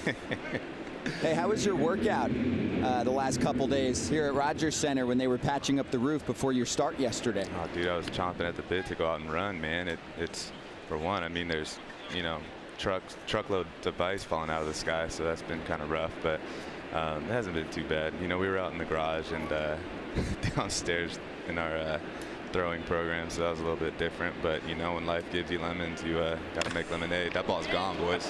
Whit Merrifield, left center field. Later, called by Danny Duffy on Facebook. Yes, sir. 2-run shot, we're tied.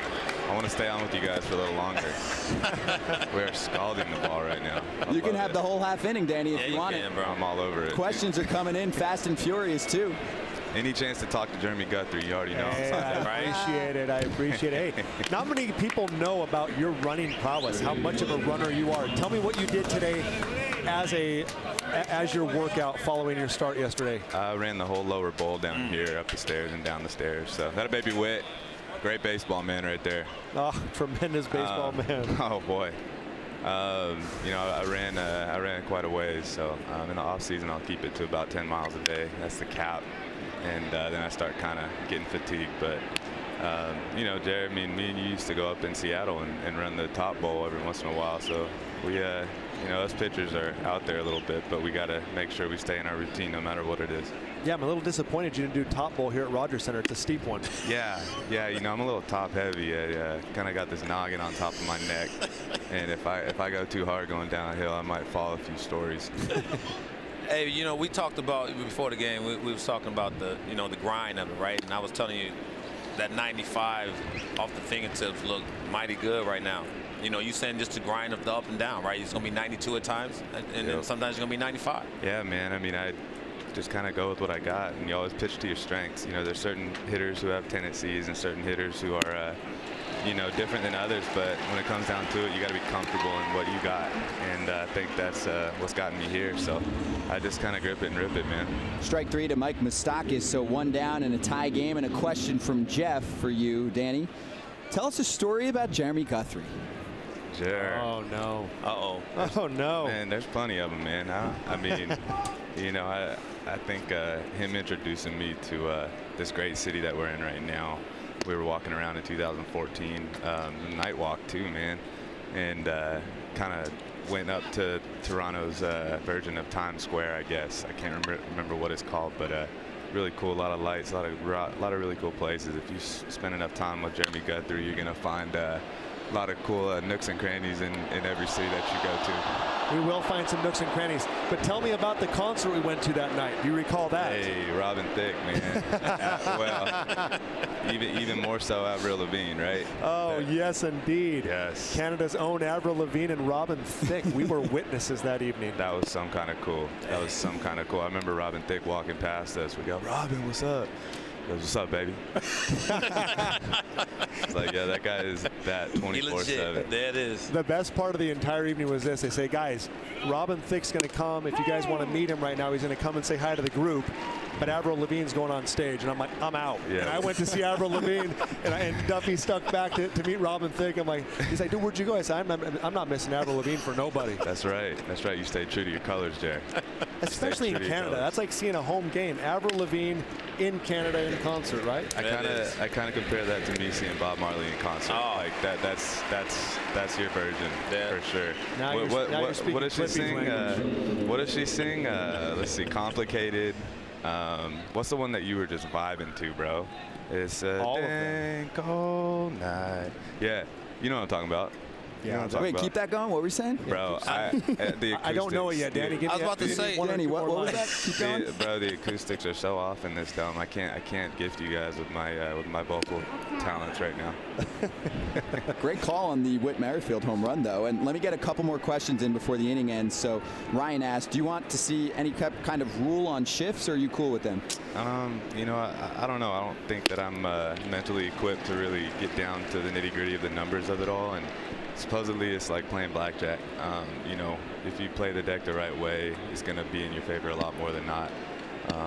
And I don't know, man. I mean, I do know that you remember the ones that don't work a lot more than you remember the ones that do work. You know what I mean? Yeah, so, I do. And I can't tell you how many times I've seen some of my teammates, and including myself, you know, turn right around and look at Jersh like he's the bad guy for setting up the infielders the way they did. But, you know, it works for you, man. I mean, one of the biggest outs for me yesterday was right into the shift, the double play with the bases loaded and 1 out. So, and Goins made a great play on a ball that was hit pretty well. So, you know, the game's changed a lot, man, and we just got to continue to change with it and use the positive stuff, treat it like a buffet, take what you want and leave what you don't. 2 more quick ones, one serious, one fun. From Doug, how much does the weather affect your grip? I mean, not really a whole lot. I don't really, never really had trouble. I've never been much of a foreign substance kind of guy, if you know what I mean. Yeah. I don't go out there with anything on my hands or my arms. That's a missile, too. That's a great play. And that's bobbled by Diaz, so he keeps the inning alive for you, Danny. Yeah. Danny, is it safe to say you've never really gotten your hands dirty then with regards to a foreign substance? Never got my hands dirty with the foreign substance. That's a dynamite drop in right there, guys. Mark Topping and Bill Duplessis are going to be extremely pleased about that right there. So, the real Jake guys with the dynamite drop in. He came with some right there, huh? Yeah. Really getting his hands dirty up there in the studio. Love it. Danny, Royals fans want to kick it back one more time. This from Brandon. In 2015 World Series dog pile, were there any injuries at the bottom of the pile? What's it like to be in that kind of pile with a bunch of large athletes very excited about winning a World Series? I was just trying to avoid Kendrys Morales, to be honest with you. That's a good point. that guy's, it's like shaking a handful of bananas when you shake his hand, bro. Like, I was just trying to make sure I stayed away from him, and then when everything died down, you know, give him a little bro hug, and that was the end of it. But you know, I don't think there were any injuries. Maybe inflicted from me and Medlin coming in at 100 miles per hour out of the bullpen. Well, remember Morales, who's on the other side now, suffered the injury when he was celebrating on a home run. So I thought you meant he's avoiding everyone else. Like, hey, oh no, I'm good. Yeah, we win a World Series. We get that. You know, we guarantee that ring coming. I'm sure he was out there, you know, just full on, no doubt, dead sprint to the pile. Man, Abe's putting together some good at-bats, huh? Tell you what, Mr. Hatt mixing in the change-ups right now to Almonte. We haven't seen a bunch of those today, but went back-to-back change-ups, a couple of tough pitches, and Almonte did lay off. Yeah, he's been putting together some good ABs for us, man. He's been fun to watch. He's a good dude, too. See how this 2-2 goes to Abraham Almonte with Soler at first. It's sent to right. And this should end the interview. Stretch. And the inning. Top of the 5th is done. Grichuk makes the catch. Danny, thanks so much for hopping on. Great talking to you. Good luck the rest of the way. All right, fellas. Thank you very much.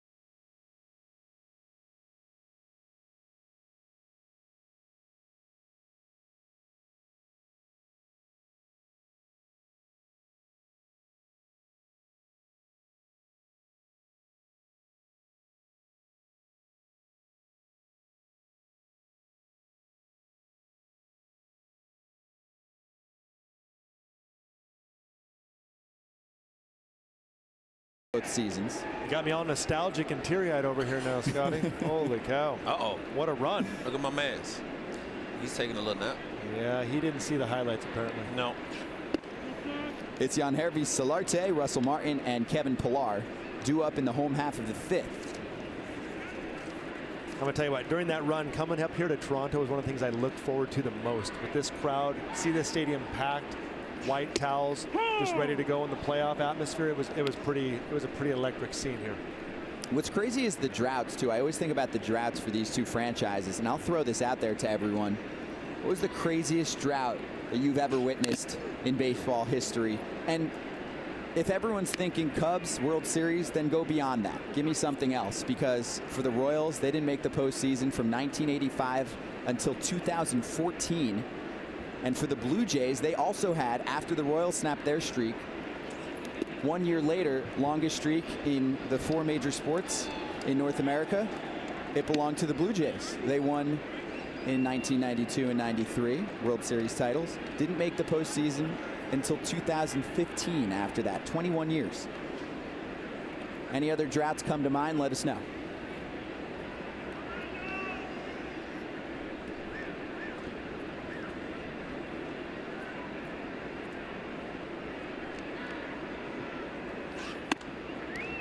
Looks like Kennedy having a little bit of trouble on the mound with the previous pitch there as he kind of went to the ground, checked himself, looked around. Be a little sticky up there, can't it? Yeah.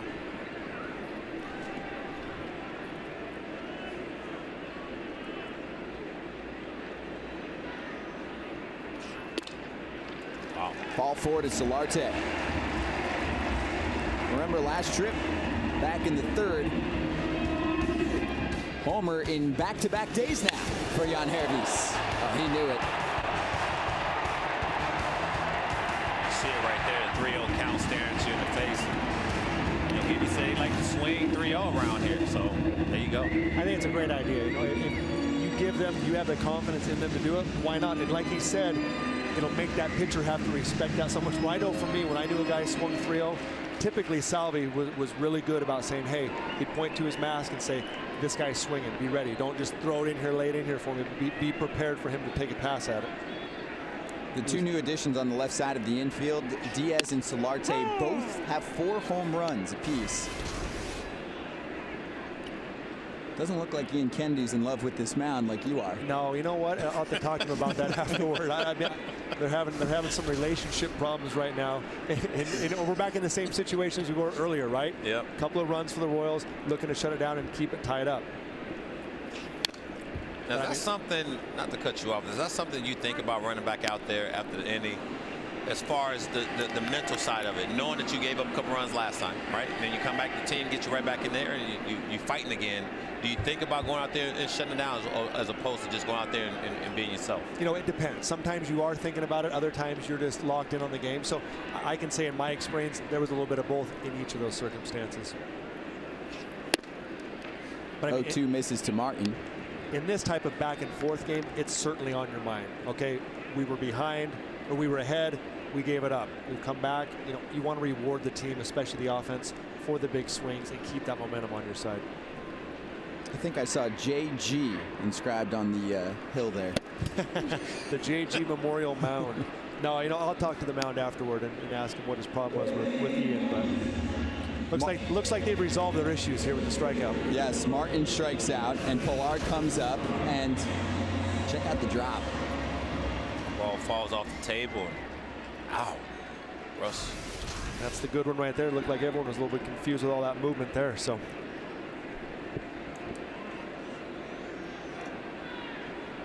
Pillar has reached both times. Double and a fielder's choice.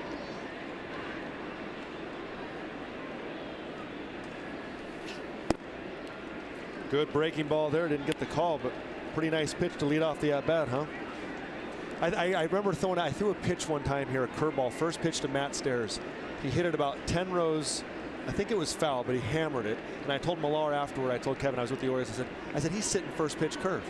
He said, Jeremy, no one in the league sits first pitch curve. I said, I think he was. I said, how else could he take that swing? He said, he just saw the ball and hit the ball. So I asked Matt Stairs afterward. I said, were you sitting curve? He laughed at me. I said, nobody sits first pitch curve. So I learned a lesson that day. But I tell you what, if you throw a bad one, everyone will look like they're sitting first pitch curve.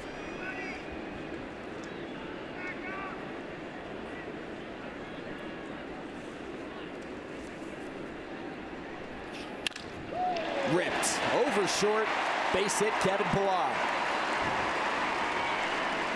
Solarte up to second. Well, again, we got some traffic on the bases. Looking like Kennedy's going to need that ground ball as much as he has been in the air today, been up in the zone a little bit. Really had time to lock in and got a chance here with Grichuk coming up, who struggled to try and get that type of result. We're talking about going to the secondary pitches right there. Just a little spinner. Left a little harder to play than Kevin Pillar smokes it for a knock, but goes back to his first at bat. Fastball right to Kevin Pillar. He smokes it down the right field line, and then this at bat. Maybe he is sending on something soft because of that last at bat. And that's the cat and mouse of this game. No, it really is. You think about that, and what did he attack with me last time, and what am I going to do this time in the at bat? And the Blue Jays are looking for their first hit with runners in scoring position today. 0 for 7 in their chances, and coming into the day, #1 in the league with a .355 runners in scoring position batting average, and Kevin McCarthy warming up. Well, in both games yesterday, Scotty, to your point, they were 10 for 18. You hit like that with runners in scoring position, you give yourself a chance to win a lot of games, and yesterday they was able to win both of those.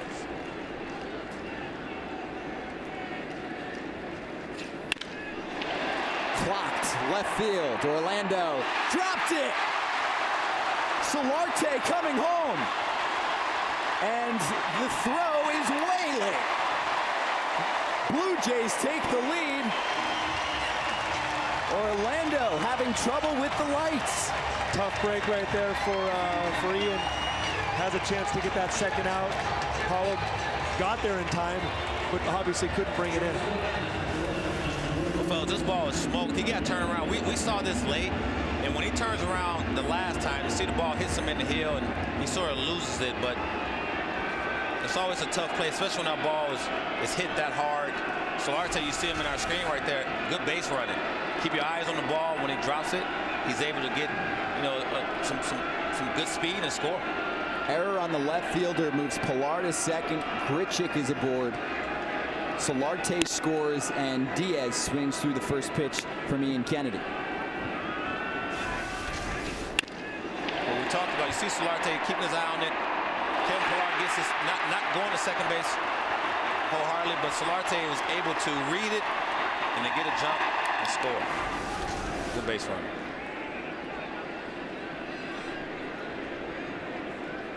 Those lights, Cliff, what is it like?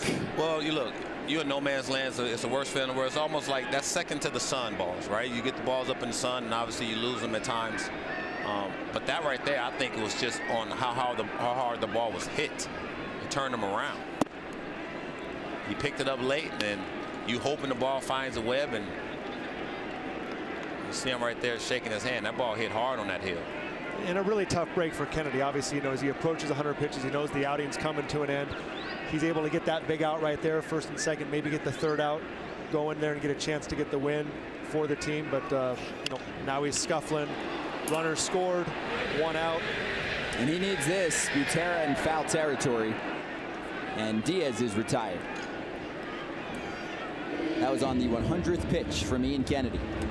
Great job in that at bat with Diaz. And now he's got Granderson up there, who he's handled all right today. Granderson got the K in the first, the base hit the next time, but chance to get out of this with the 1 run really wasn't his fault.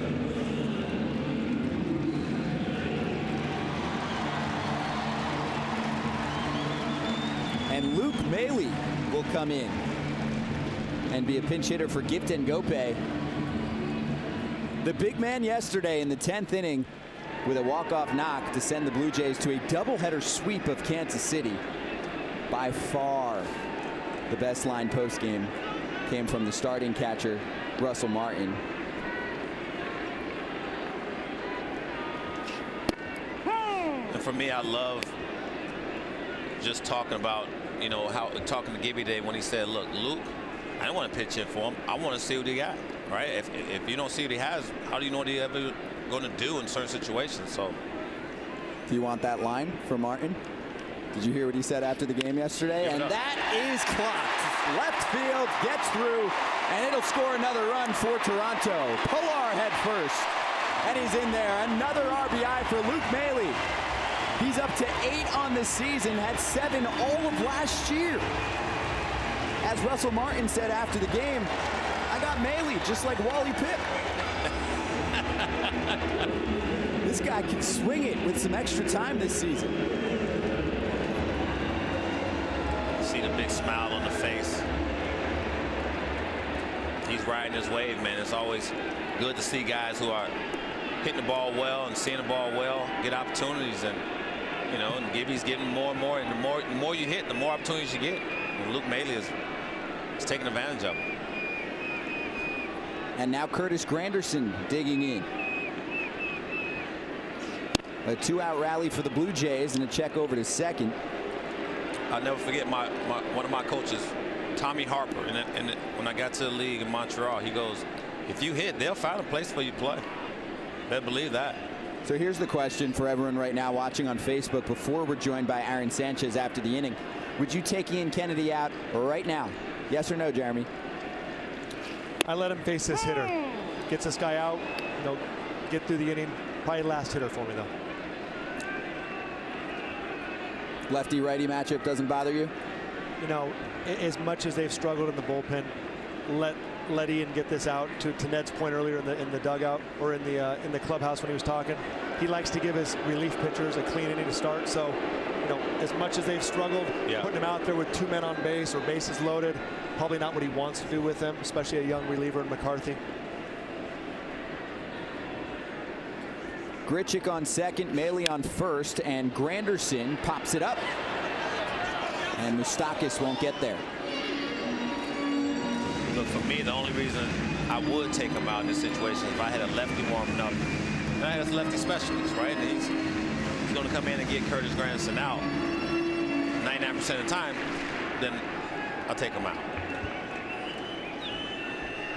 Tim Hill has done a nice job out of the Royals bullpen this year. Ned Yost calling him a funky lefty. Yes. Maybe we'll see him later, though. Granderson sends it to center. Almonte parking and catching. The Blue Jays get 2, and they lead 6-4 as we've completed 5 innings.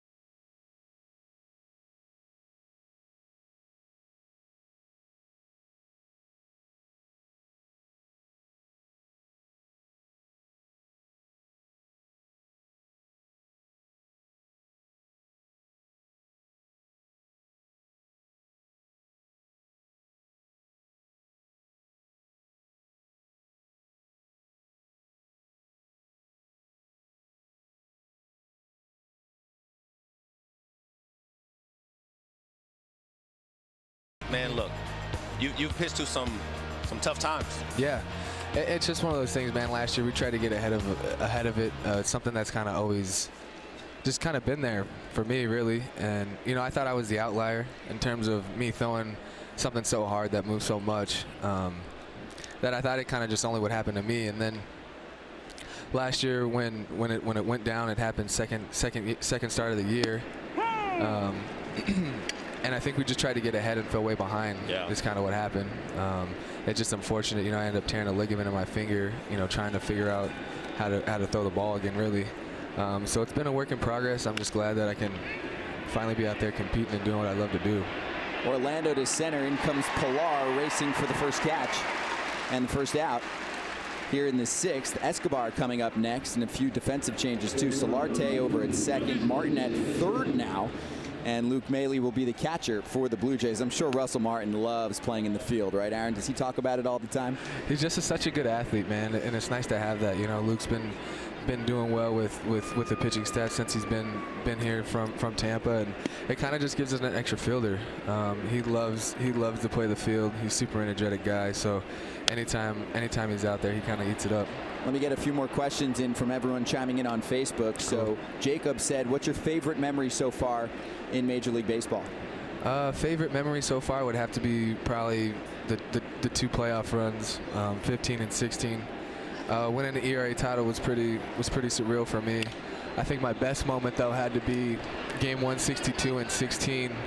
Kind of win to get in, and went out there and performed and did well, and just felt like I had a whole country and a whole team kind of, you know, on my shoulders that I felt. So it was nice. Martin makes that catch over at third. And how about one from Pat, because it looks like this could be a quick frame. Any advice for Shohei Ohtani as a pitcher right now? I actually know Dino, and I thought about their third base coach, and I thought about reaching out, but I'm sure if they have questions, they'll come get me. It's a science to these blisters, really. You know, velocity has been such a big thing the last few years with players that, you know, have come up, and a lot of it has to do with friction. I feel like that's what I found with mine. Friction's kind of what caused it. So I feel like with all these guys that have high velocities, you're going to kind of run into it sooner or later. So it's unfortunate. The biggest thing is just take care of it. You know, you don't want something that's going to be lingering all year. It's not fun. So if Ohtani called, you'd answer? 100%. Of course, it would be his translator, and down on strikes, 3 pitches, Drew Butera. Yes. Aaron, thanks for the time. Yeah, Great talking to you. Yeah, thanks, guys. Thanks, man. Aaron Sanchez, yes, like you mentioned, ERA title in the American League a couple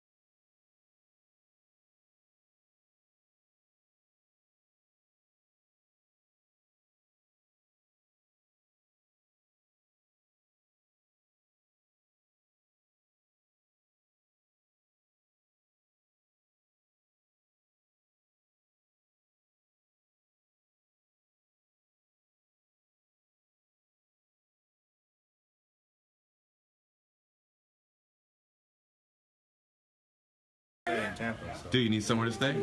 All right, everybody, dude's out. Give me your keys. Bye, dude. I'll pay you.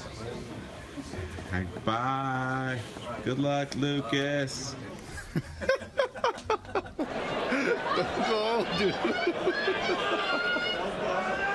So the account is no longer active, but this friendship very much is. I was talking to Lucas Duda a little bit earlier ago, and he said that they got the chance to catch up before the start of this series, which was really nice because, you know, it's always good to see an old friend, but he did say that he had to be really careful about Curtis Granderson getting his phone now, and he said he was a little weary of that, but since he didn't have his phone, it was nice to see him, and the two got to catch up. Guys. I thought they were going to have to get security again because Curtis was hopping onto his leg. Still miss you, Lucas. That was brilliant cinematography, though. Oscar Award winning, and Teoscar Hernandez into left field. Third hit of the day. And the Blue Jays have a base runner to start the bottom of the sixth. You know what's so funny about those videos is I had that same circumstance with Kansas City when Salvador Perez would follow around Lorenzo Cain, who also didn't have any social media. And you see Lucas Duda at the lunch table that one day, and he looks legitimately mad. And I know that's the case. I know it wears on him, but you see at the end when they make the playoffs and he's finally like, okay, I'll be on it. Doesn't winning cure everything? Yeah. Even in social media, it just cures all. That's such a great point. It's Kevin McCarthy on the mound now facing Justin Smoke. McCarthy, 26-year-old right-handed reliever out of the bullpen for Ned Yost and the Royals. McCarthy's been a guy they leaned on last year. He pitched in 33 games, 45 innings, had a great ERA, low threes, throws a good sinker, good slider, an occasional change that he'll finish guys off with. In fact, I'd expect to see it, especially with lefties. And so, you know, a guy that hasn't pitched much this year, but with the way the bullpen's going, certainly look for him to get more innings. Just 1 1/3 so far, no runs, 2 hits. That included 1 batter faced yesterday in game 2.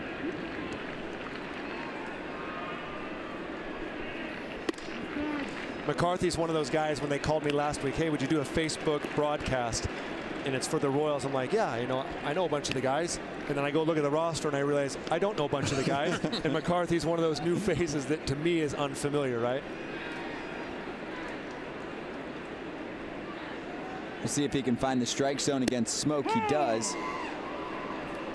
It's actually a great point, though, Jeremy, because in our conversation with Ned earlier today, talking to the manager of the Royals, Ned Yost said, I like to have defined roles for my relievers. And besides Kelvin Herrera in the 9th, I just can't find that yet. And he can't find the strike zone here. McCarthy walks Smoke, so 2 on to start the frame. And that's a tough way to pitch. That's a tough way to manage the team when you don't have those roles. But he understands they're young.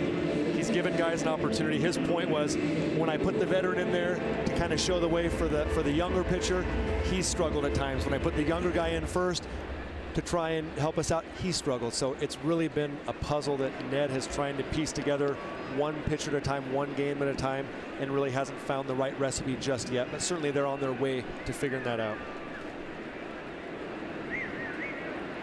And hello, Jason, secretly catching the game from his office. We see you. That's what it's all about. I'm telling you. You can be at work and catch a game. Multitask. Yes. Get your work done now, but it's going to get fired. Then you won't be watching that. Or blame Cliff.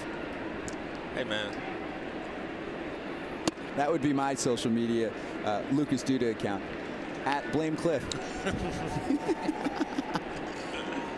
Actually, Jen just chimed in and said, Yangervis Solarte would be fun to follow around on an account. So much energy and enthusiasm. That's me adding the back end of that sentence. But he's up right now after a walk in his last trip, a home run in the 3rd, and now a 1-2 count. Yeah, I love his energy, man. And I think, you know, you can't have enough of it on a squad. You look at Marcus Stroman, all the antics he brings and all the fun. I love it. I really do. And Solarte's the same thing. I don't think you have enough of it.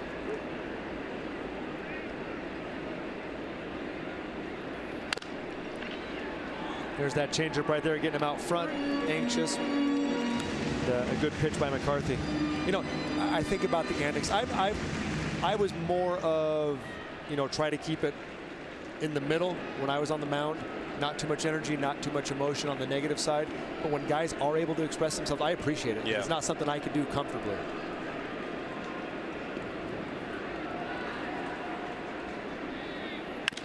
Solarte in the air. Almonte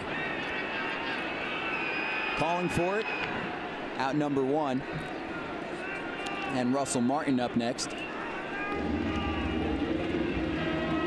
And guess what you're going to do after this half inning, Jeremy? What is that? You're going to answer questions and comments. Everyone comment below. Not yet. Wait until after this half inning and then fire away to Jeremy Guthrie. You know what? I have to assume I'm much better at answering questions than I am at calling a game. So let's give myself a chance to do that. So after this half inning, you're all set up. Whatever you see in the comment box, go for it. Russell Martin, that's a fair ball. A step on third for Moustakas and a throw across the diamond. Very crafty. To turn 2. He wants to ask questions to you and get the inning done. Very crafty for the Moose right there. So Martin bounces into a double play, and that sits down the side in the 6th.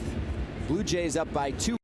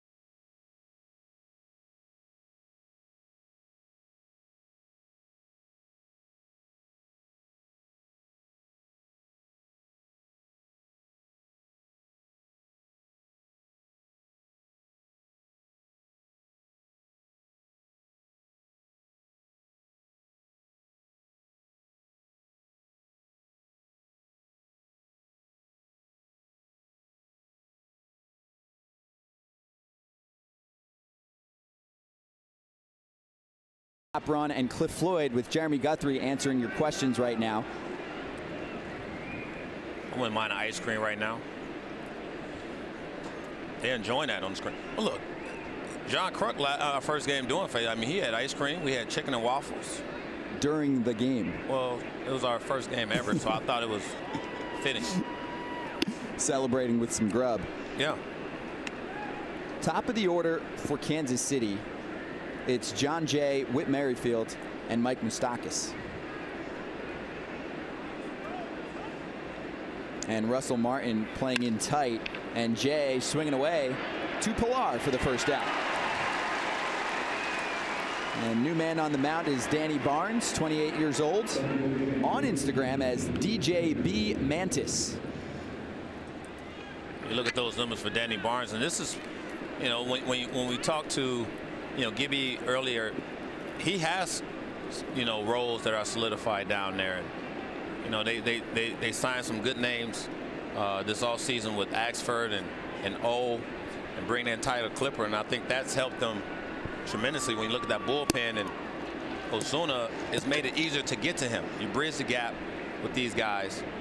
Barnes been a big part of it, but it's made Gibby's life easier to get to Ozuna, who's been terrific.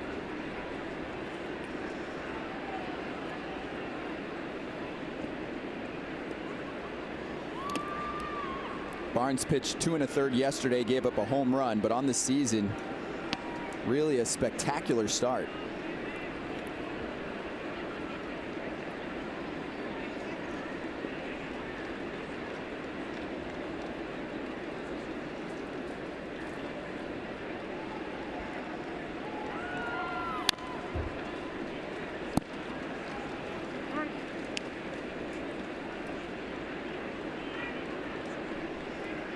Best bullpen in the American League right now. Yeah. Part of a great start to the season for Toronto, along with the runners in scoring position batting average. That helps to tell the story. 1-2 from Barnes upstairs. And for Toronto, you go back the last 5 seasons, and they were not entering the month of May with a winning record. This time, they're well on their way. And you can look at the bullpen as a reason why. You can also look at, supporting cast of offensive players. Ouch. Whit Merrifield back in the 5th inning, going long for the first time. I'll say this, even though the Royals have struggled in this series, they're finding their power stroke. Oh, yeah, hitting the ball at the ballpark. But, you can't be one-dimensional, right? You have to be able to manufacture. And, we threw out some numbers earlier. Yesterday they were 4 for 23 run scores. That can't happen in 2 games. You get the hits, right? They had 22 hits yesterday.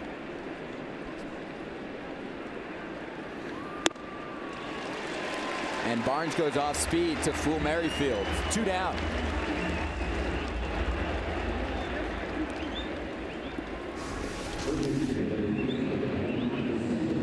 Some good movement right here from Barnes. Tight spin, and Whit can't catch up.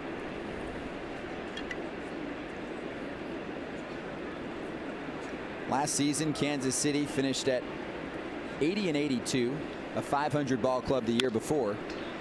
That's fouled back by Moustakas. It's close to us right there. Oh, and Loop getting more.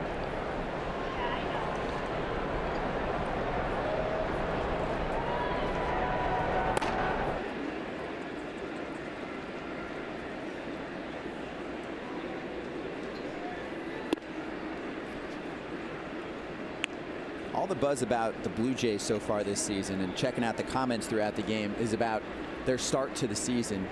And we didn't get to ask John Gibbons about it, but fans were wondering, what's the difference? What suddenly changed about the team? I mean, we're looking at the numbers, but did anything change in terms of the approach in spring training? Or have you noticed anything, Cliff, as you cover this team from the start of the season, that they're doing differently?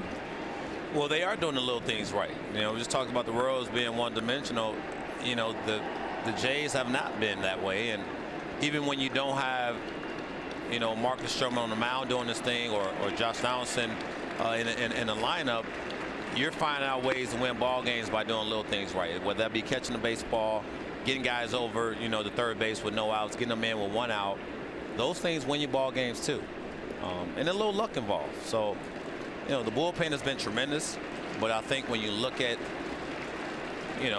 splitting with the Yankees to open the season and then getting on the little roll, winning games that you shouldn't win, I think has propelled them to the position where they're 11-5. And, it's looking bright, and they're doing things that they probably wouldn't do in the past, as far as giving Solarte a 3-0 green light, even though he likes the green light for his players.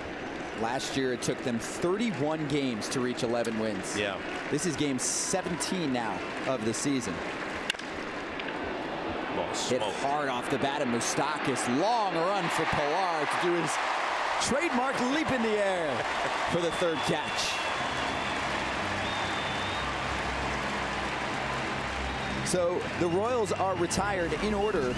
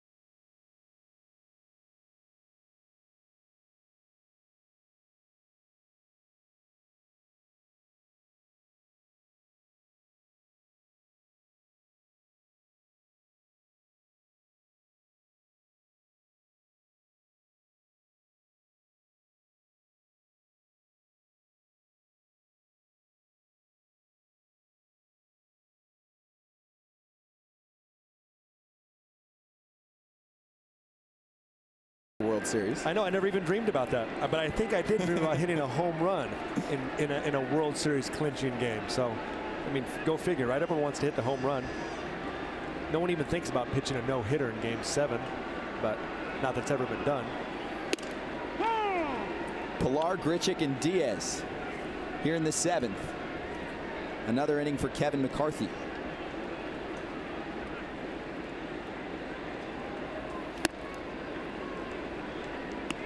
Back in the 6th, first 2 base runners reached against McCarthy, but then a fly ball to center field and a nice double play turned by Mike Moustakas. So no damage done. And absolutely, why not run him back out there? You know, give him a chance to throw 2, maybe even 3 innings in this situation. Build on that confidence. Obviously, he's got a good feel for the ball. Great momentum shifter there with that play from Moose. So this is one of those things that could be a real big positive. Had a chance to be a negative for him, getting the first 2 guys on. And now look at this in the 2nd inning of work, 0-2.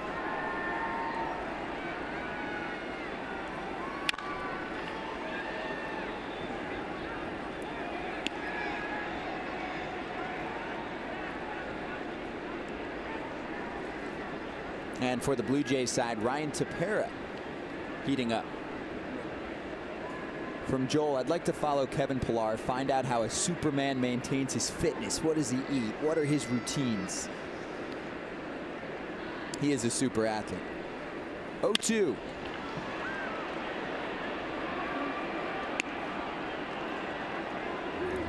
Isn't that something we see so much? Signature leap from Kevin Pilar in the last half inning? You see it a ton, but when you talk about his concentration on and following that ball all the way, I mean, it's textbook just to watch him, how he goes about his craft, and see ouch. Cracks the bat and right into the glove of Whit Merrifield.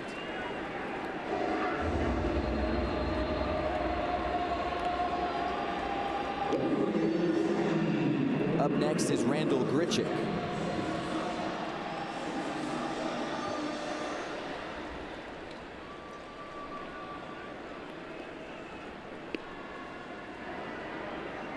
How did the commenting experience go for you, Jeremy? How many comments were you able to fire off? Ouch. And Randall Grichuk, hard-earned trip to first base.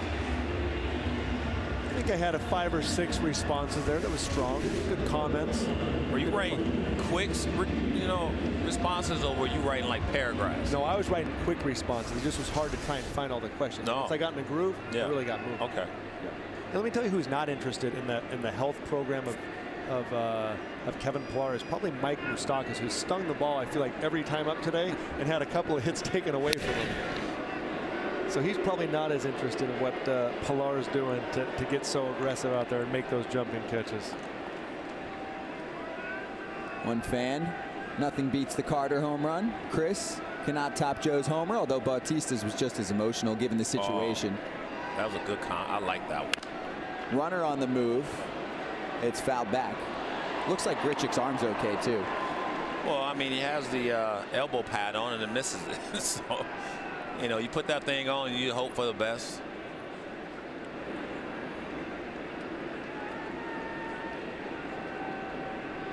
I feel like just about every batter has shifted so far today. 3 infielders on the left side against the Ledmis Diaz. This is where we saw some base hits yesterday. Devin Travis had this situation set up. You have the entire right side of the infield to work with. Yeah, and for me, I don't know. I just feel at some point you should be able to shade back over to your position so it makes it easier to turn double play. Well, okay, so maybe 0-2. And even talking to Moose today, he was like, look, these guys shift on me all the time. I'm going to take my hacks. I'm going to go for it, especially when I get a hanging slider or anything. But when I get to 2 strikes, all I'm trying to do is put the ball in play here to the other side. He said he's gotten 5 or 6 hits this season just by doing that because of the shift. It's so interesting right there because he goes away with the slider, and if the hitter goes with it, he's going to hit it right where nobody is. So it's a lot of times almost good sink on that changeup right there, right on right. Yeah, he went around. Ledmis Diaz is down on strikes. But I feel like sometimes even we as pitchers sometimes don't even necessarily pitch to the shift, right? Like you want to go away because that's a good place to live. It's like, I'm going to go away, but if that hitter were to actually go with the pitch, it'd be a base hit. Yeah, and I never understood that. Because, I mean, we are true professionals, right? We can't get no higher than the MLB. I mean, at some point, we work on it in batting practice. Why wouldn't you pitch in, off the plate and then obviously try to hit your spot if you're shifting that drastic? Man of the series, Luke Maile, and hello to Christopher. Watching baseball for the first time. Look at that. Down in South America. If you're watching from a spot like that and you're watching the game for the first time, we'll say hello. Well, I saw a little shout out to Ed Sprague right there, former Stanford grad, good baseball man as well. His home run in the playoffs of the World Series, like that. Still not Tommy Topper on Carter. No, probably won't top Carter. Mr. Clutch yesterday, Luke Maile with the walk-off hit in a 5-4 victory for the Blue Jays to cap off the doubleheader sweep. And a few innings prior, he stepped up in the 7th, bases loaded, and contributed a 2 RBI hit to right field off a slider. And there were definitely some question marks from fans, broadcasters, etc. about maybe a pinch hitter in a situation like that for Toronto. Curtis Granderson on the bench. We asked John Gibbons about it this morning. He said, no way. He said Russell Martin wasn't playing yesterday in that second game. They have a very strict schedule for him to keep him 100% for the year. Well, I like his decision making because, you know, to his point, it's not a true day off if I get you up, take some hacks, and then go in the game in a pressure situation, especially since the guy is warmed up and it's hot, right? Throwing 90+ mile an hour. I didn't put you in a position to be successful. And he already played in game 1. Yeah. It would have been quite a day.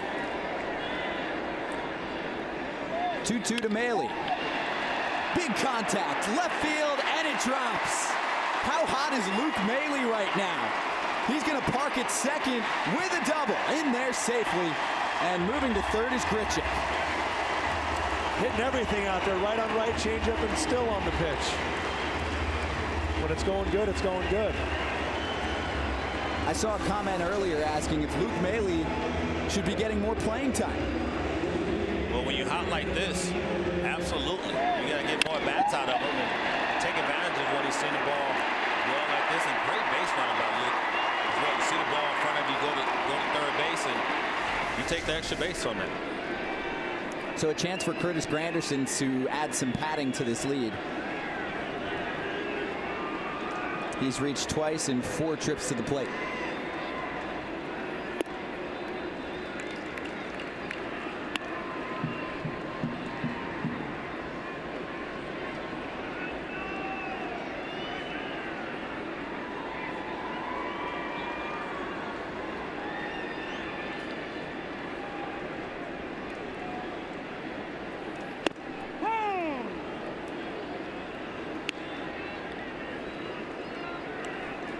Couple of changeup to start this at bat. Obviously looking for a hard roll over to the right side. Maybe cut the runner off at home here if he can get it. But ultimately, you're trying to keep it to 1 run if you can in this situation.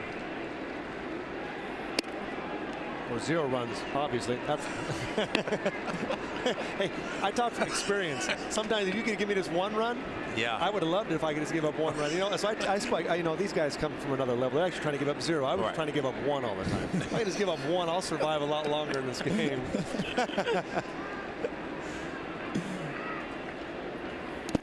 Oh, nice plop.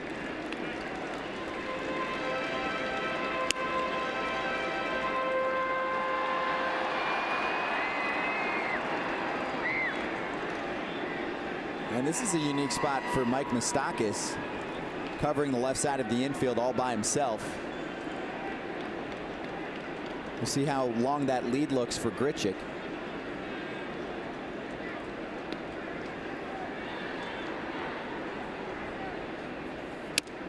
And the pitch gets away.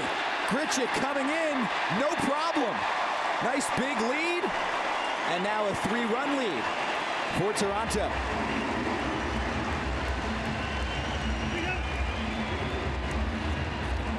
Well, when it's going bad for you, it goes bad, right?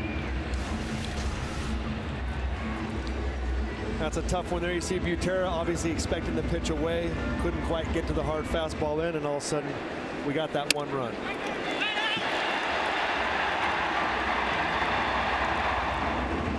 Now just come back and get this out. And you got the Jeremy Guthrie success plan. It is. Looks like it'll be someone else's job.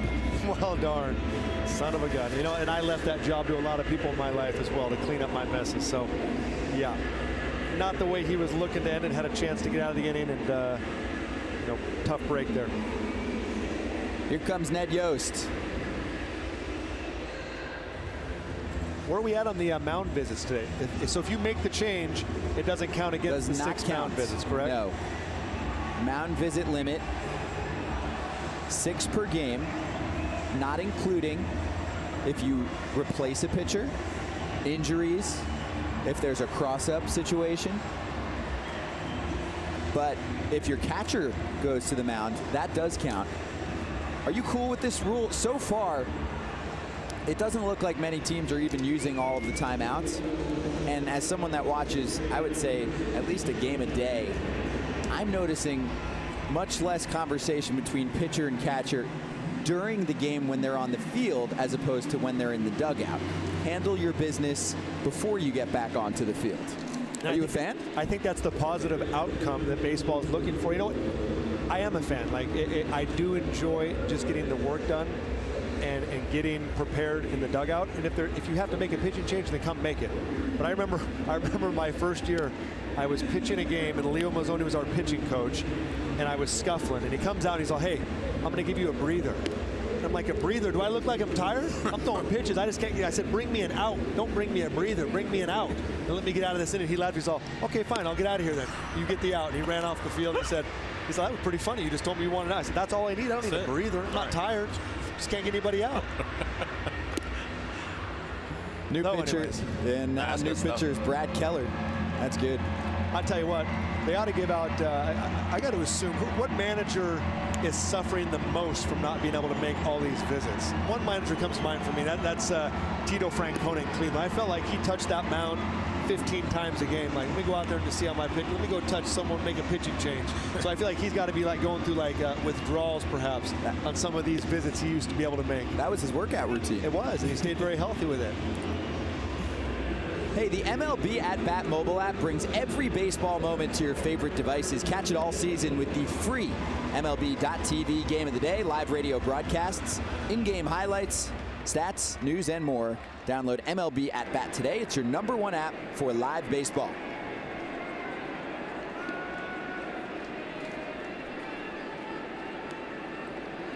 So here's Keller, and he'll face Hernandez.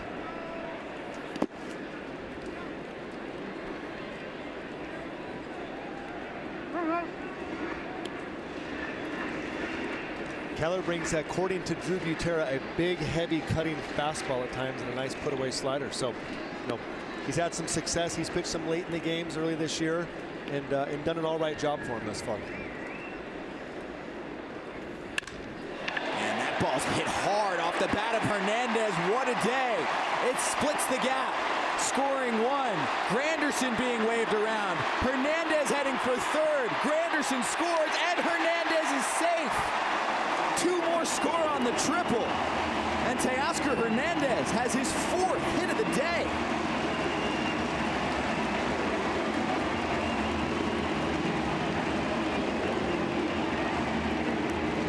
The Blue Jays crack open a 5-run lead.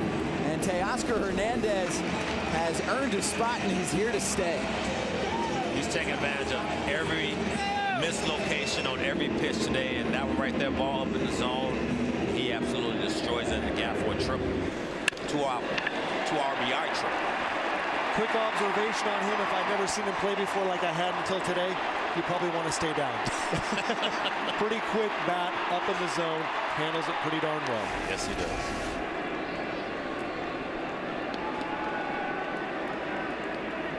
That was off the second pitch from the 22-year-old Brad Keller.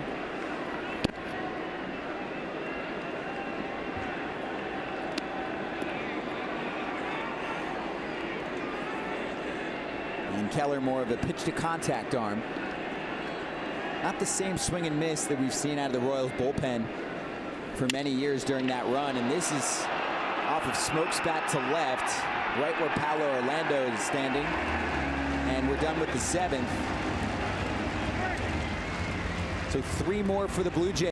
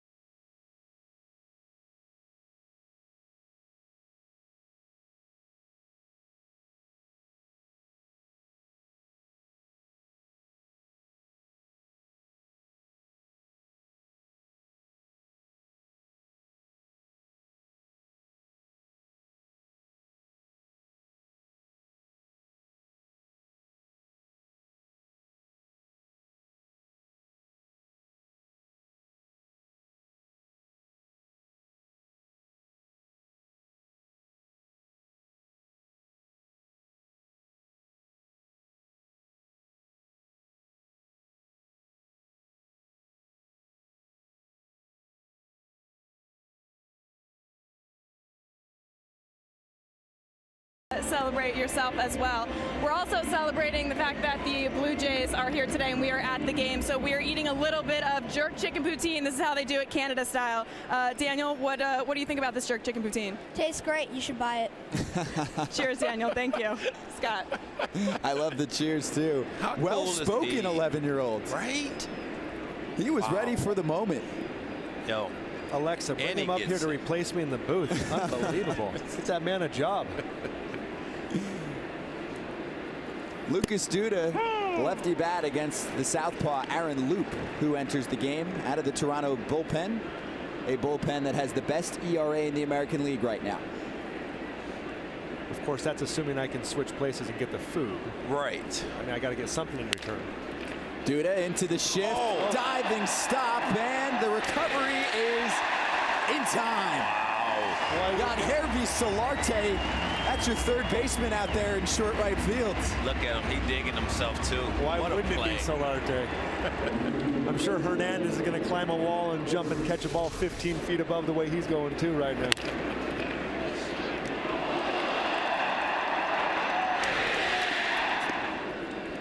Soler up next.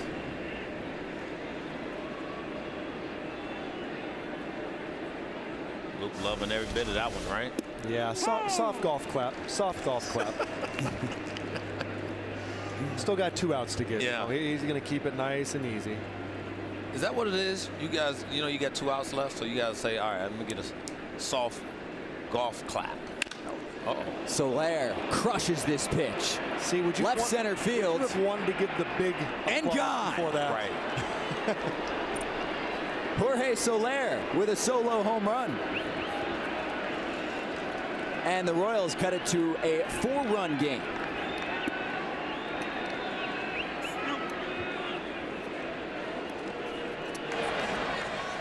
It is a little bit of that, though, Cliff. You don't want to get too amped up until you get all those outs, because it always seems to come back and get you. So, unfortunately for Loop, he kept it real, gave the golf clap, and he still gave up the home run. So, nothing you can really do different there. I get it. But yeah, it does factor in mentally as to how you get all reactive and get all excited for things. Much easier to watch that happen here in the booth, huh?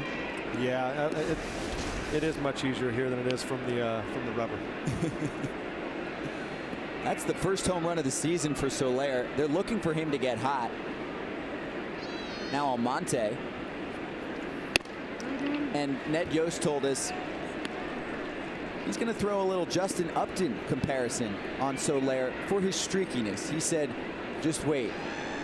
When he gets himself in the right direction, there'll be no looking back. When he's cold, he's cold. Yeah. And I think that's something that they're willing to accept. And that's the only way you're going to see who the real Jorge Soler is, right? Is to let him play and work his kinks out. But I think he has to get to a point where something is solid.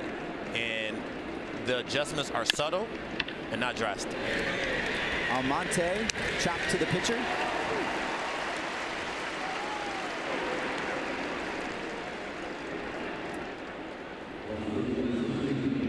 Two out, and Paolo Orlando up next. Orlando 0 for 3 so far this afternoon.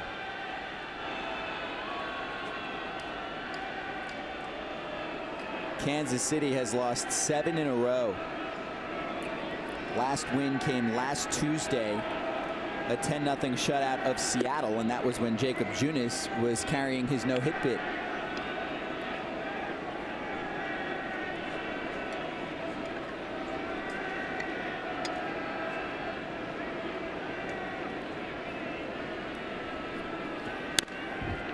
And Junis has been one of those bright spots for the Kansas City Royals, you know, to this point. Young starter, looks phenomenal. I've been able to see a couple of his starts and just looks super solid with his stuff. Good hard fastball, locates it extremely well. And that's the type of things you look for, is those, what are your bright spots? What are you building off of? And certainly Junis is one of those guys that Kansas City is very excited about.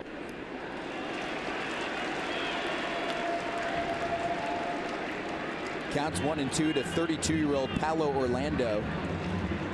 If anyone's watching in Brazil, Paolo was a sprinter on the Brazilian national team, a track champion in both the 100 and 200-meter relays, also played soccer down there.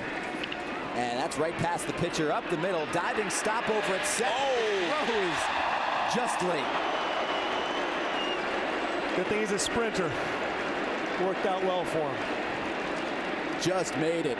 Solarte putting on a show at second base, moved over from third.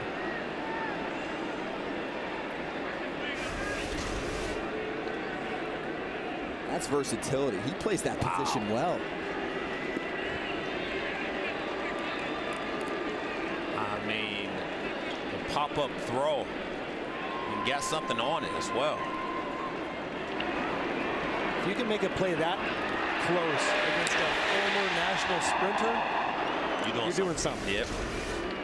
And I was down in Brazil actually just a couple of months ago in his hometown of Sao Paulo, and he is a hero down there. There's 5 players to have been born in Brazil to play in the major leagues. He's one of those, and what a special thing to see how much they respect what he's doing and how much they follow him. He's on first. Royals trying to spark a 2-out rally. Ryan Tepera, the righty, will replace Aaron Loop, the left-hander. And it's time for us to play my favorite game. Like it or leave it. 4 topics. Thumbs up if you like it. Thumbs down if you leave it. Cliff, you played this week.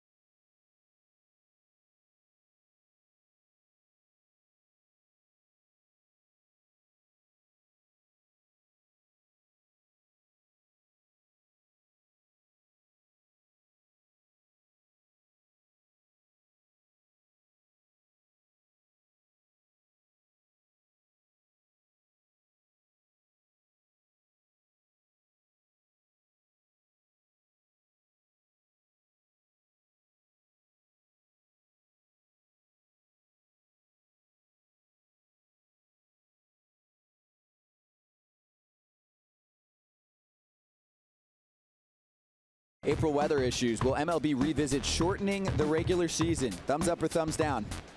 I'm going with down. I would like for them to figure out a way to get some of these games played.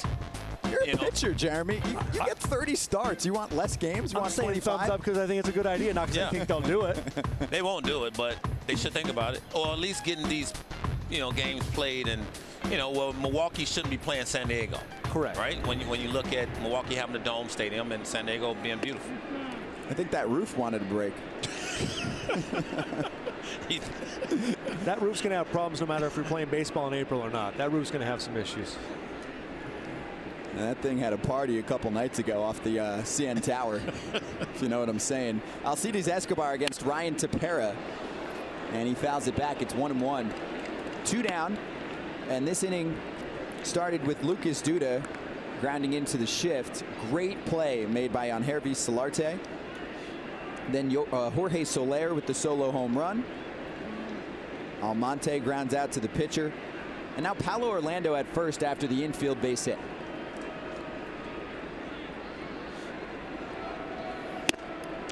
Tepera's been nasty for the Blue Jays, by the way.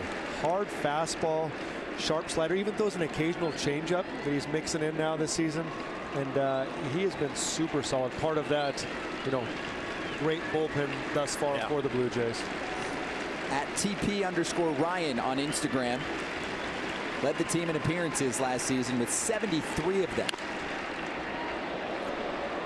Only 9 relievers in Major League Baseball appeared in more games last year. 8 up innings out of the bullpen, and ERA was in the 3.5 range last year. Great season, and someone who was really unsung coming into the year. Yeah, I tell you what, if he puts up those numbers and continues what he's doing, he's going to lead the league again and be up at those the top 10 for appearances. Sharp slider right there, 90 miles an hour. You like facing that, Cliff? No. No? Unless you hang it. Nope.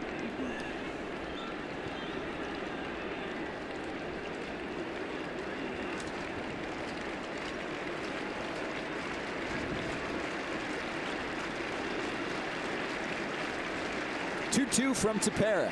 Escobar tried to call timeout, too late. Yeah, it was a little late.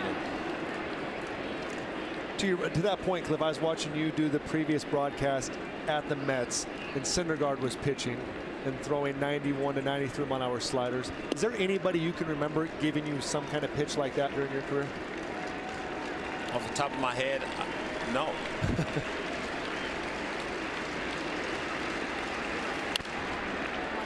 And that's why he's different, right? And obviously we faced the best of the best, Roger Clemens and Kurt Schillings, and and I didn't face Randy Johnson that much being a left-handed hitter. Not a lot of lefties didn't, but I would say his would probably be from the left side the only one that could compare to a Thor.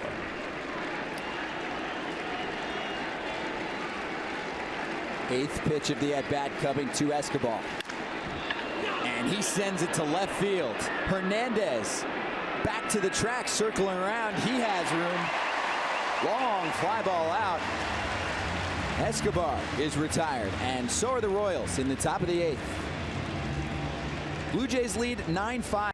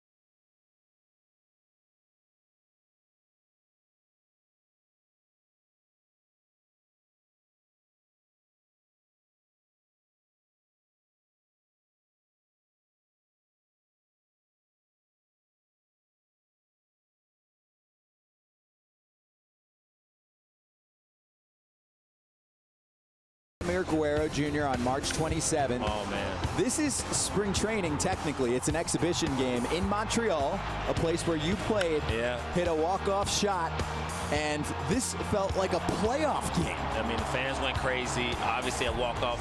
And him being in the same box as Pops played in. Look, that moment right there, I mean, he'll cherish for the rest of his life. And, you know, watching him in the Futures game last year, he's going to be a stud. He's got to stay healthy, obviously.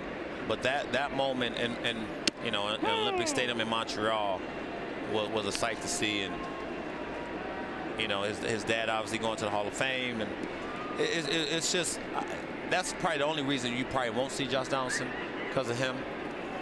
But that kid is something special. Some scouts have him as an 80 hitter, and that's the highest you can go. A man wearing my hat that I played in right there. He stole it from you. Yep. Get my hat back. Solarte through the hole, right side, base hit. Second hit of the day for Solarte, third time he's reached base. This inning right here is important for Justin Grimm. He has really scuffled here the first 2 weeks. Had a tough one yesterday in a losing effort. So I think you see Ned getting him right back out there on the bump. Had a tough one to get him right back out there. A game that, you know, is pretty much in hand to some extent for the Blue Jays. He wants to go out there and get a good inning under his belt. So this becomes really important for him. Walked 3 batters and then was taken out of the game. And Cliff and I were talking about this. Would you have pulled him after, say, 2 walked batters? And I'll ask that to the Facebook crowd, too. For any of the Royals fans or Blue Jays fans that were watching yesterday's game, would you have let Justin Grimm face a 3rd batter? Tough question. I know as a competitor, I'm certain he wanted to face the 3rd batter, right? Get that guy out, and you want to give him a chance to. He's going to be an important part of the bullpen if they turn this around. So you have to give him the opportunity to do it. Proven veteran in that relief role, and he needs to turn it around, so you got to give him the chance to do it. And this is, again, that opportunity. I think my reason was more of he just was missing his spots 2 feet. And you saw it from the jump. Yes.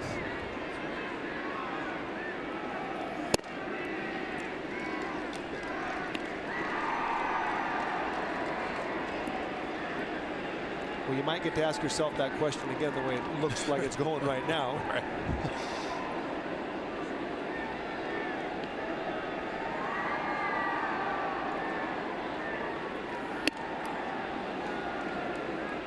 Was that off the plate? No, that was actually on the plate, but, you know, this inning is his. I mean, you look down in the bullpen for the Royals, it's crickets.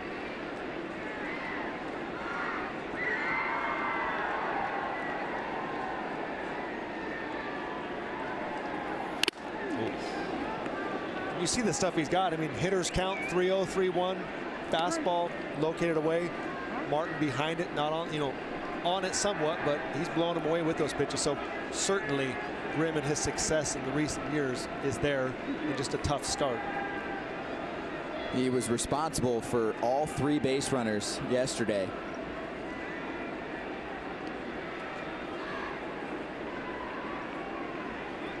Runner going. So 8 earned runs and 6 1/3 so far this season for Justin Grimm. You know what the tough part is for him? His curveball has been one of his traditional out pitches. We've seen a couple today and yesterday, and it really hasn't been there for him. So when you're a pitcher out there with one of your most important weapons and it doesn't work, it can feel real scary because you don't know where to go. It's like, what do I throw if I don't have my out pitch? And for Russell Martin, he's 0 for his last 20. Runner moving. Good at bat. Yeah. Well, there it is. And, you know, to your point, Jeremy, look, if I can eliminate a pitch from your arsenal, then I'm winning, right? If I don't have to worry about it, and when you do throw it, it's going to be a ball. I'm still on your fastball. And, you know, when you think about just, you know, Grimm and his stuff, hey, he needs all his pitches. I think every pitcher at this level needs all their pitches to be successful. Yeah, there are very few that can skate around with 1 or 2 pitches. Ball 4 to Russell Martin. And you saw him mix in the wrinkle there. He went 3-2 slider, not his curveball, but his slider. Missed up in the zone, but got a foul off and went back to the fastball, and again missed up in the zone. So. And the Royals will use one of their timeouts. Kevin Pillar is digging in. Pace asked a question for you, Jeremy. Was there any batter that was a sure out for you, where you just knew when he stepped up, oh, I have him? I have an answer for you. I got one too. It relates to that conversation we just had. You go first. Vladimir Guerrero Sr. Did you own him? I think he was 1 for 20 against me. Wow. Little known fact. You throw the ball down the middle? I did throw a ball down the middle, obviously. I did that a lot, and he didn't hit him to your... Yeah. Just like you said. I made some also very good pitches, too. I pitched him tough. Well, that's the thing. You pitch him tough, he hit those. Okay, well, I didn't pitch him tough enough. What was your answer, Scotty? When you face a National League pitcher, 9 spot. Oh, I gave up more hits to pitchers than I did to Vladdy Guerrero. I looked at numbers. Mike Leake double. I can already see that one. Pilar down the line, and that's a base hit and more. Solarte is going to come around. And it's a double to score a run for the Blue Jays, and they're in double digits. It's 10-5.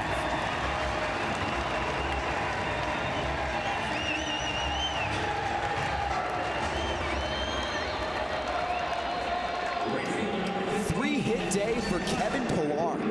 Well, not what Grim was looking for, clearly, as we've discussed. You know, just it's been a tough stretch, and it's just been tough for the majority of the guys down in that bullpen.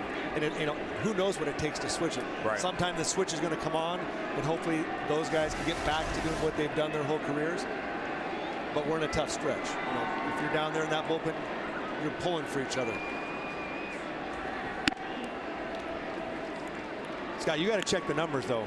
I think I probably gave opposing pitchers. I probably gave up hits to 4 or 5 opposing pitchers, which is 4 or 5 times more than I gave up to Vladdy. That's great. Vladdy, a Hall of Famer. Grichuk up. Infield is in and shifted. My other favorite one is my former teammate, Adam Jones. I think 1 for 18 and nothing gave me more pride than getting Adam Jones out, because one of the best hitters, one of my favorite teammates that I respected the most. And when I left, he said, I'm going to hit you all over the ballpark. To keep him to 1 hit gives me great satisfaction. Those are some good names. They are. Hall of Fame and a Hall of Fame caliber type in Adam Jones. I mean, so it's 2-1 to Grichuk. Martin at third, Pilar at second.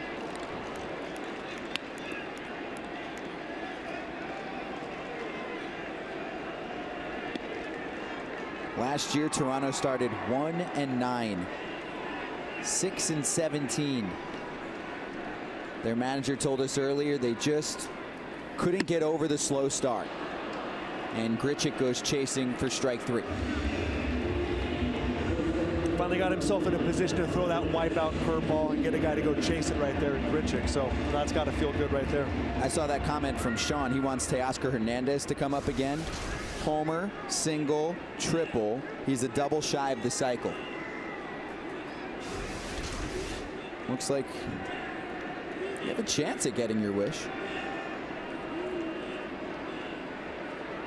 Last J with a cycle, Jeff Fry, August 17th, 2001 against Texas. So it's been a while. You a cycle guy? Did players get into it in the dugout? Like, is someone saying to Teoscar Hernandez right now, hey, a double away? Yes, yeah, absolutely. Don't stop at first. 100%. And they're also saying if you hit it over the fence, stop at second. Wait cooler to get the cycle. That's what they're saying. 2 cycles in Blue Jays franchise history. Kelly Gruber, Jeff Fry. Surprising, huh?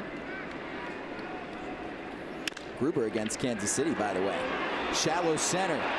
And no one has it. Aledmys Diaz drives in a run with a blue base hit. It's 11-5 Blue Jays.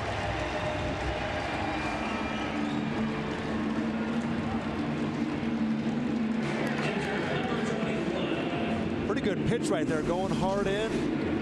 Executed the pitch, but you know what's going right. Right. Point. It goes in. That's perfectly placed. Did exactly what he was trying to do, exactly what Butera called for, and it doesn't work. An 11 spot yesterday for the Blue Jays offense in game 1 of the double dip, and then a walk-off win in game 2. I saw a broom earlier in the crowd, quite a few here, going for the sweep of Kansas City. Now you got to face Babe Melee. I caught that late. 14 runs is the season high, April 3rd against the White Sox. Well, someone said earlier, Luke Maile delivers, mailman. I guess that's what they were going for. Hey man, people are creative these days. They want, you know, that's what they do. Who has something good on Luke Maile? Give us a nickname or two.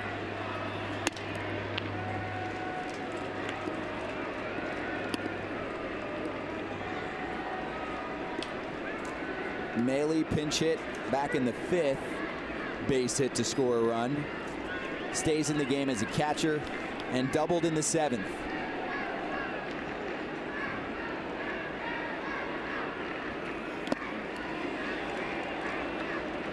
Mr. Walkoff yesterday.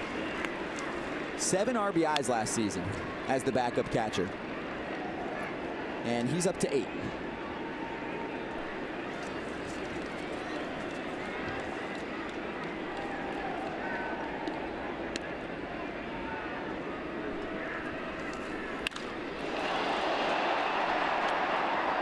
Got a hold of that one. A little early. I'm gonna tell you what, Lucas did some work this all season because that swing is fluid and powerful. So, and that's what it's all about, man. I'm telling you, you work, and it pays off for you. 4 for his last 6 at the plate.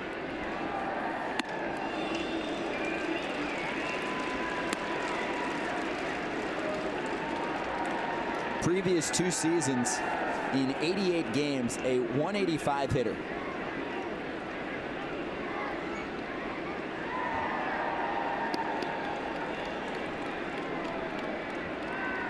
John Gibbons said you never know what you have until you give him some playing time.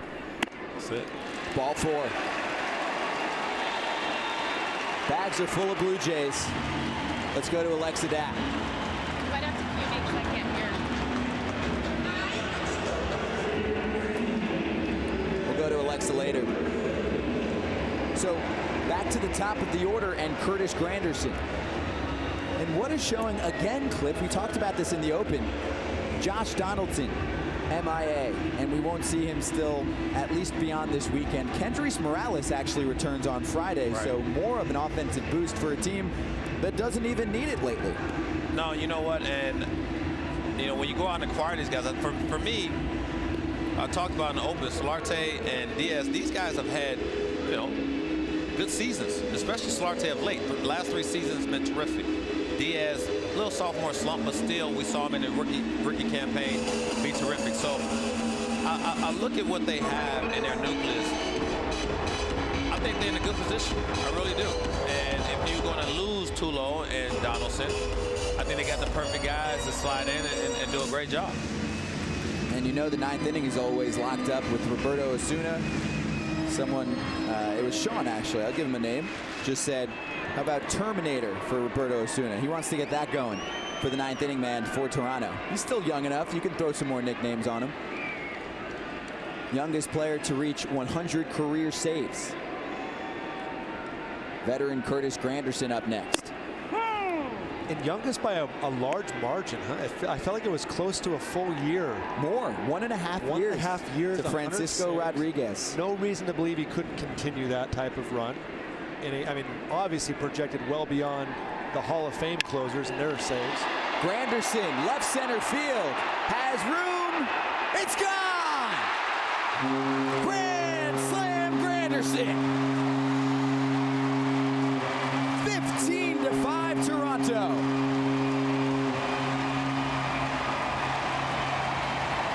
That's the 9th career grand slam for Curtis Granderson, past Power Orlando and past the 375 sign here in Toronto.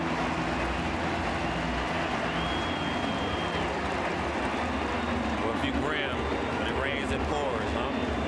It certainly is. Right there on one of his better pitches, the curveball, that one in particular, not his best. but sitting back, curveball, driving an oppo for the grand slam. How about that? That's a nice swing to put on a bad pitch. Not a guarantee you're going to be able to drive it like that. Curtis seeing it.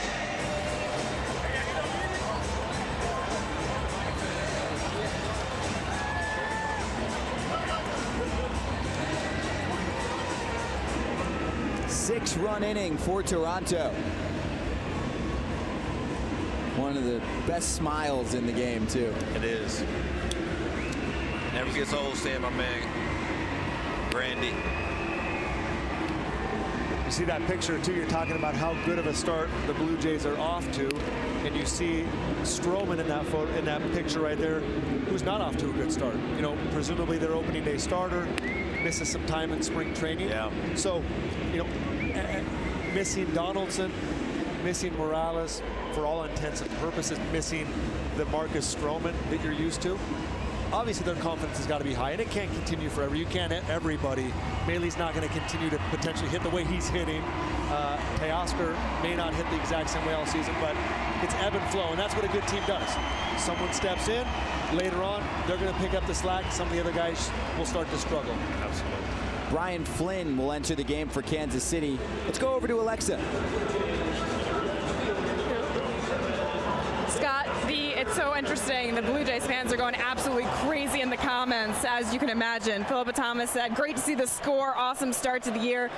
Martin saying is like, Blue Jays are going to the playoffs, hopefully, so we'll see if that happens. Honestly, there are people watching this game from all corners of the country and other countries as well. Kathy Gilbert is in Hilton Head, South Carolina, saying I'm missing the Jays in person, but this is pretty great to be able to watch here on Facebook. Colette Harris said, watching my hometown team, the Royals from Scotland. Cynthia Dacklin was watching the Facebook game while vacationing in Florida. She said, go Jays go, from Calgary. From Calgary, Albertans in Florida there. So pretty cool to see. A couple of notes and some love for the booth. Francis Hendricks said, Jeremy, you were my favorite pitcher when you gave me your autograph in the grassy outfield at Surprise 4 or 5 years ago. And Blair Burgess said, Clip Floyd is great and sounds cool too. Big shout out back to them. Right? Yeah, flattered. It's love. Stuff that's new for us, right? It's different. And we go down there and see our peers, and obviously you want to always say great things about them, but we have to be on the other side too, and that's tough. Yeah, but it is. You know, and you know what's great about all those comments is it's so different, right? Watching a game on your phone instead of your television, watching it on a device all over the world like these people are. Yeah. You know, my favorite movie of all time is The Social Network, which is about Facebook, and there's a part at the end where Mark, not Zuckerberg, but the other guy, Justin Timberlake, I can't remember his name in the movie, but who's the guy that founded Napster? Oh, I'm putting everybody on the spot. You're really putting me on the spot. Justin Smoke, left field. Ballo Orlando has it. For out number 3, Sean Parker. That's the name. There it is. Thank you very much, Cliff. I saw Cliff's whispering Sean Parker over in my ear. Well, Sean Parker, he says, we used to live on farms, then we lived in cities, now we're going to live on the internet. There it is. You know, and to some extent, that's kind of what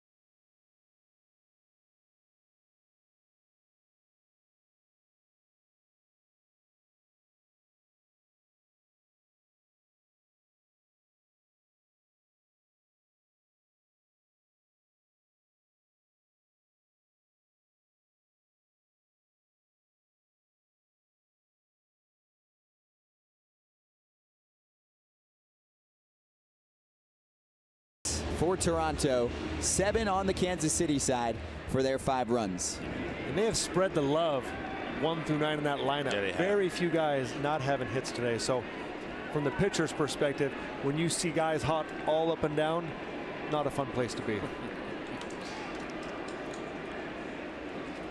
And a season high offensive output for the Blue Jays. They already had a 14-run game I mentioned towards the start of the season.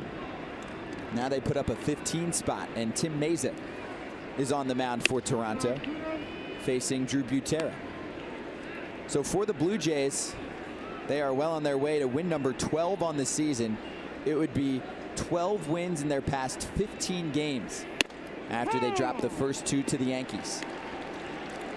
As a visiting player here in the clubhouse, you always know it's a tough day when if you happen to be inside going to the bathroom, grabbing a bite to eat or a drink, and you hear that foghorn go off, because you know it's a homer. And inevitably, that horn goes off well before you see it on the TV inside the clubhouse. I can tell you countless times, like in my nightmares, and you're inside like, oh my gosh, son of a gun, like they're doing it again to us.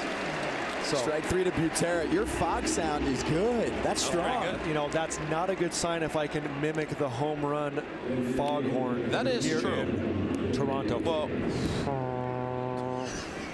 that's really good. If that thing ever goes out here, they're going to bring you in. They need me. They need me for the foghorn. Now John Jay, top of the order for Kansas City. there it is. On cue, Jim. There it is. It's funny because there's got to be about a 4-second delay. So you can actually hear the horn inside the clubhouse and still see the hit. Solid piece of hitting for John Jay into right field.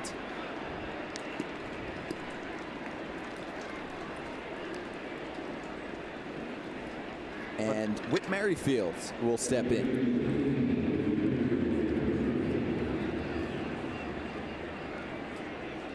Some Kansas City commenters upset with the start. It should turn into 3 wins and 13 losses. And some of them, Jeremy, pointing to a very young coaching staff as well. Many in their first year at the job, including the hitting coach, Terry Bradshaw. Well, I don't know if you're going to point blame to them. Certainly, coaches too often become the scapegoats, but those guys down there are young. The coaches as well as some of the players. So it's a learning process. It's just about getting better. We talked to Ned earlier. Ned was upbeat despite the poor record, and that's because he knows guys are continuing to work, and that's really the way they measure things, and that's what led to the success and the rebuild during those years when we got to the World Series. So it's about working and getting better, and it's early. There's a lot of time to continue to progress. That's why you're here today. We need you to. Yeah, I mean, shoot, you give started, a little tough love to the Royals fans. You started to worry me. You said a very young, and all I could hear was broadcaster coming out of your mouth, but you went coaches. So I thought they were going to put the blame on me for this one.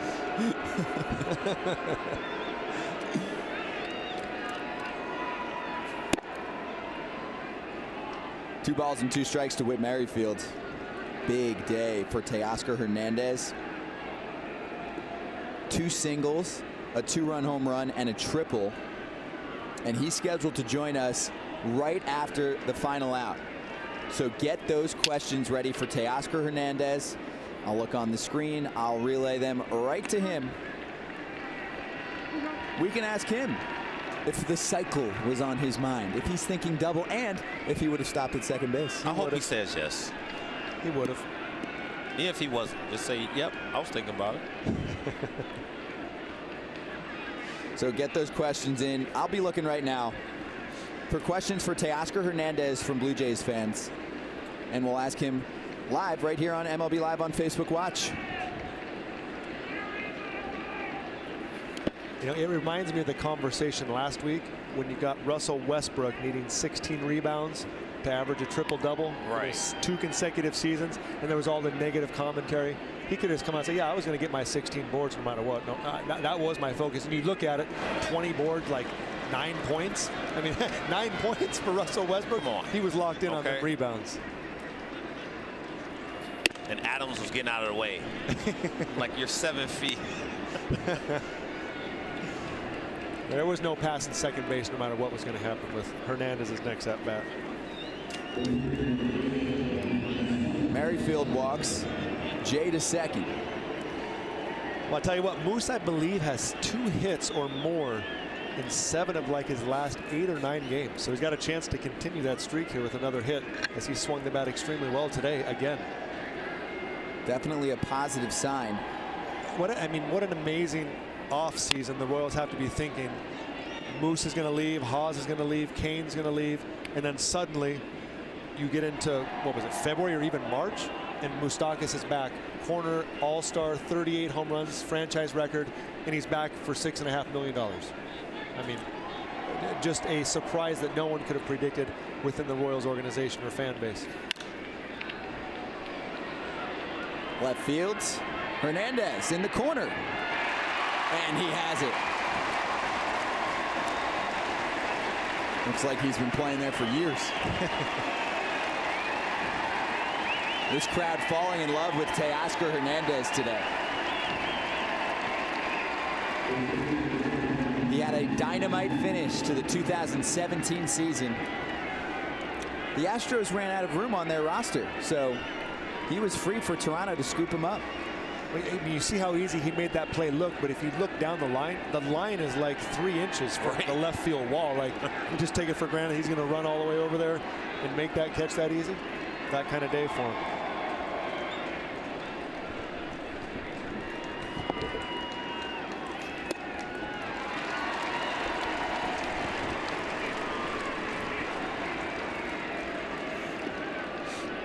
Meza facing Lucas Duda.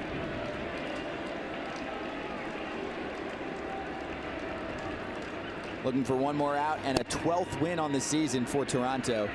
Entering the day with the 3rd best record in the American League. Only the Red Sox and the Angels better at this point.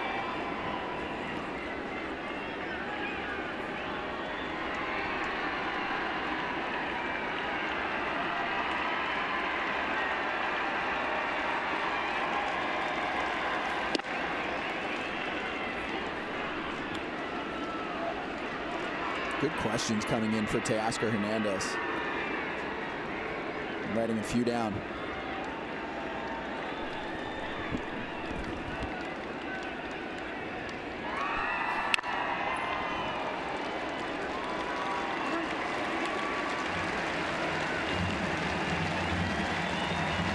Just saw a comment, Scott. Have you ever seen this before?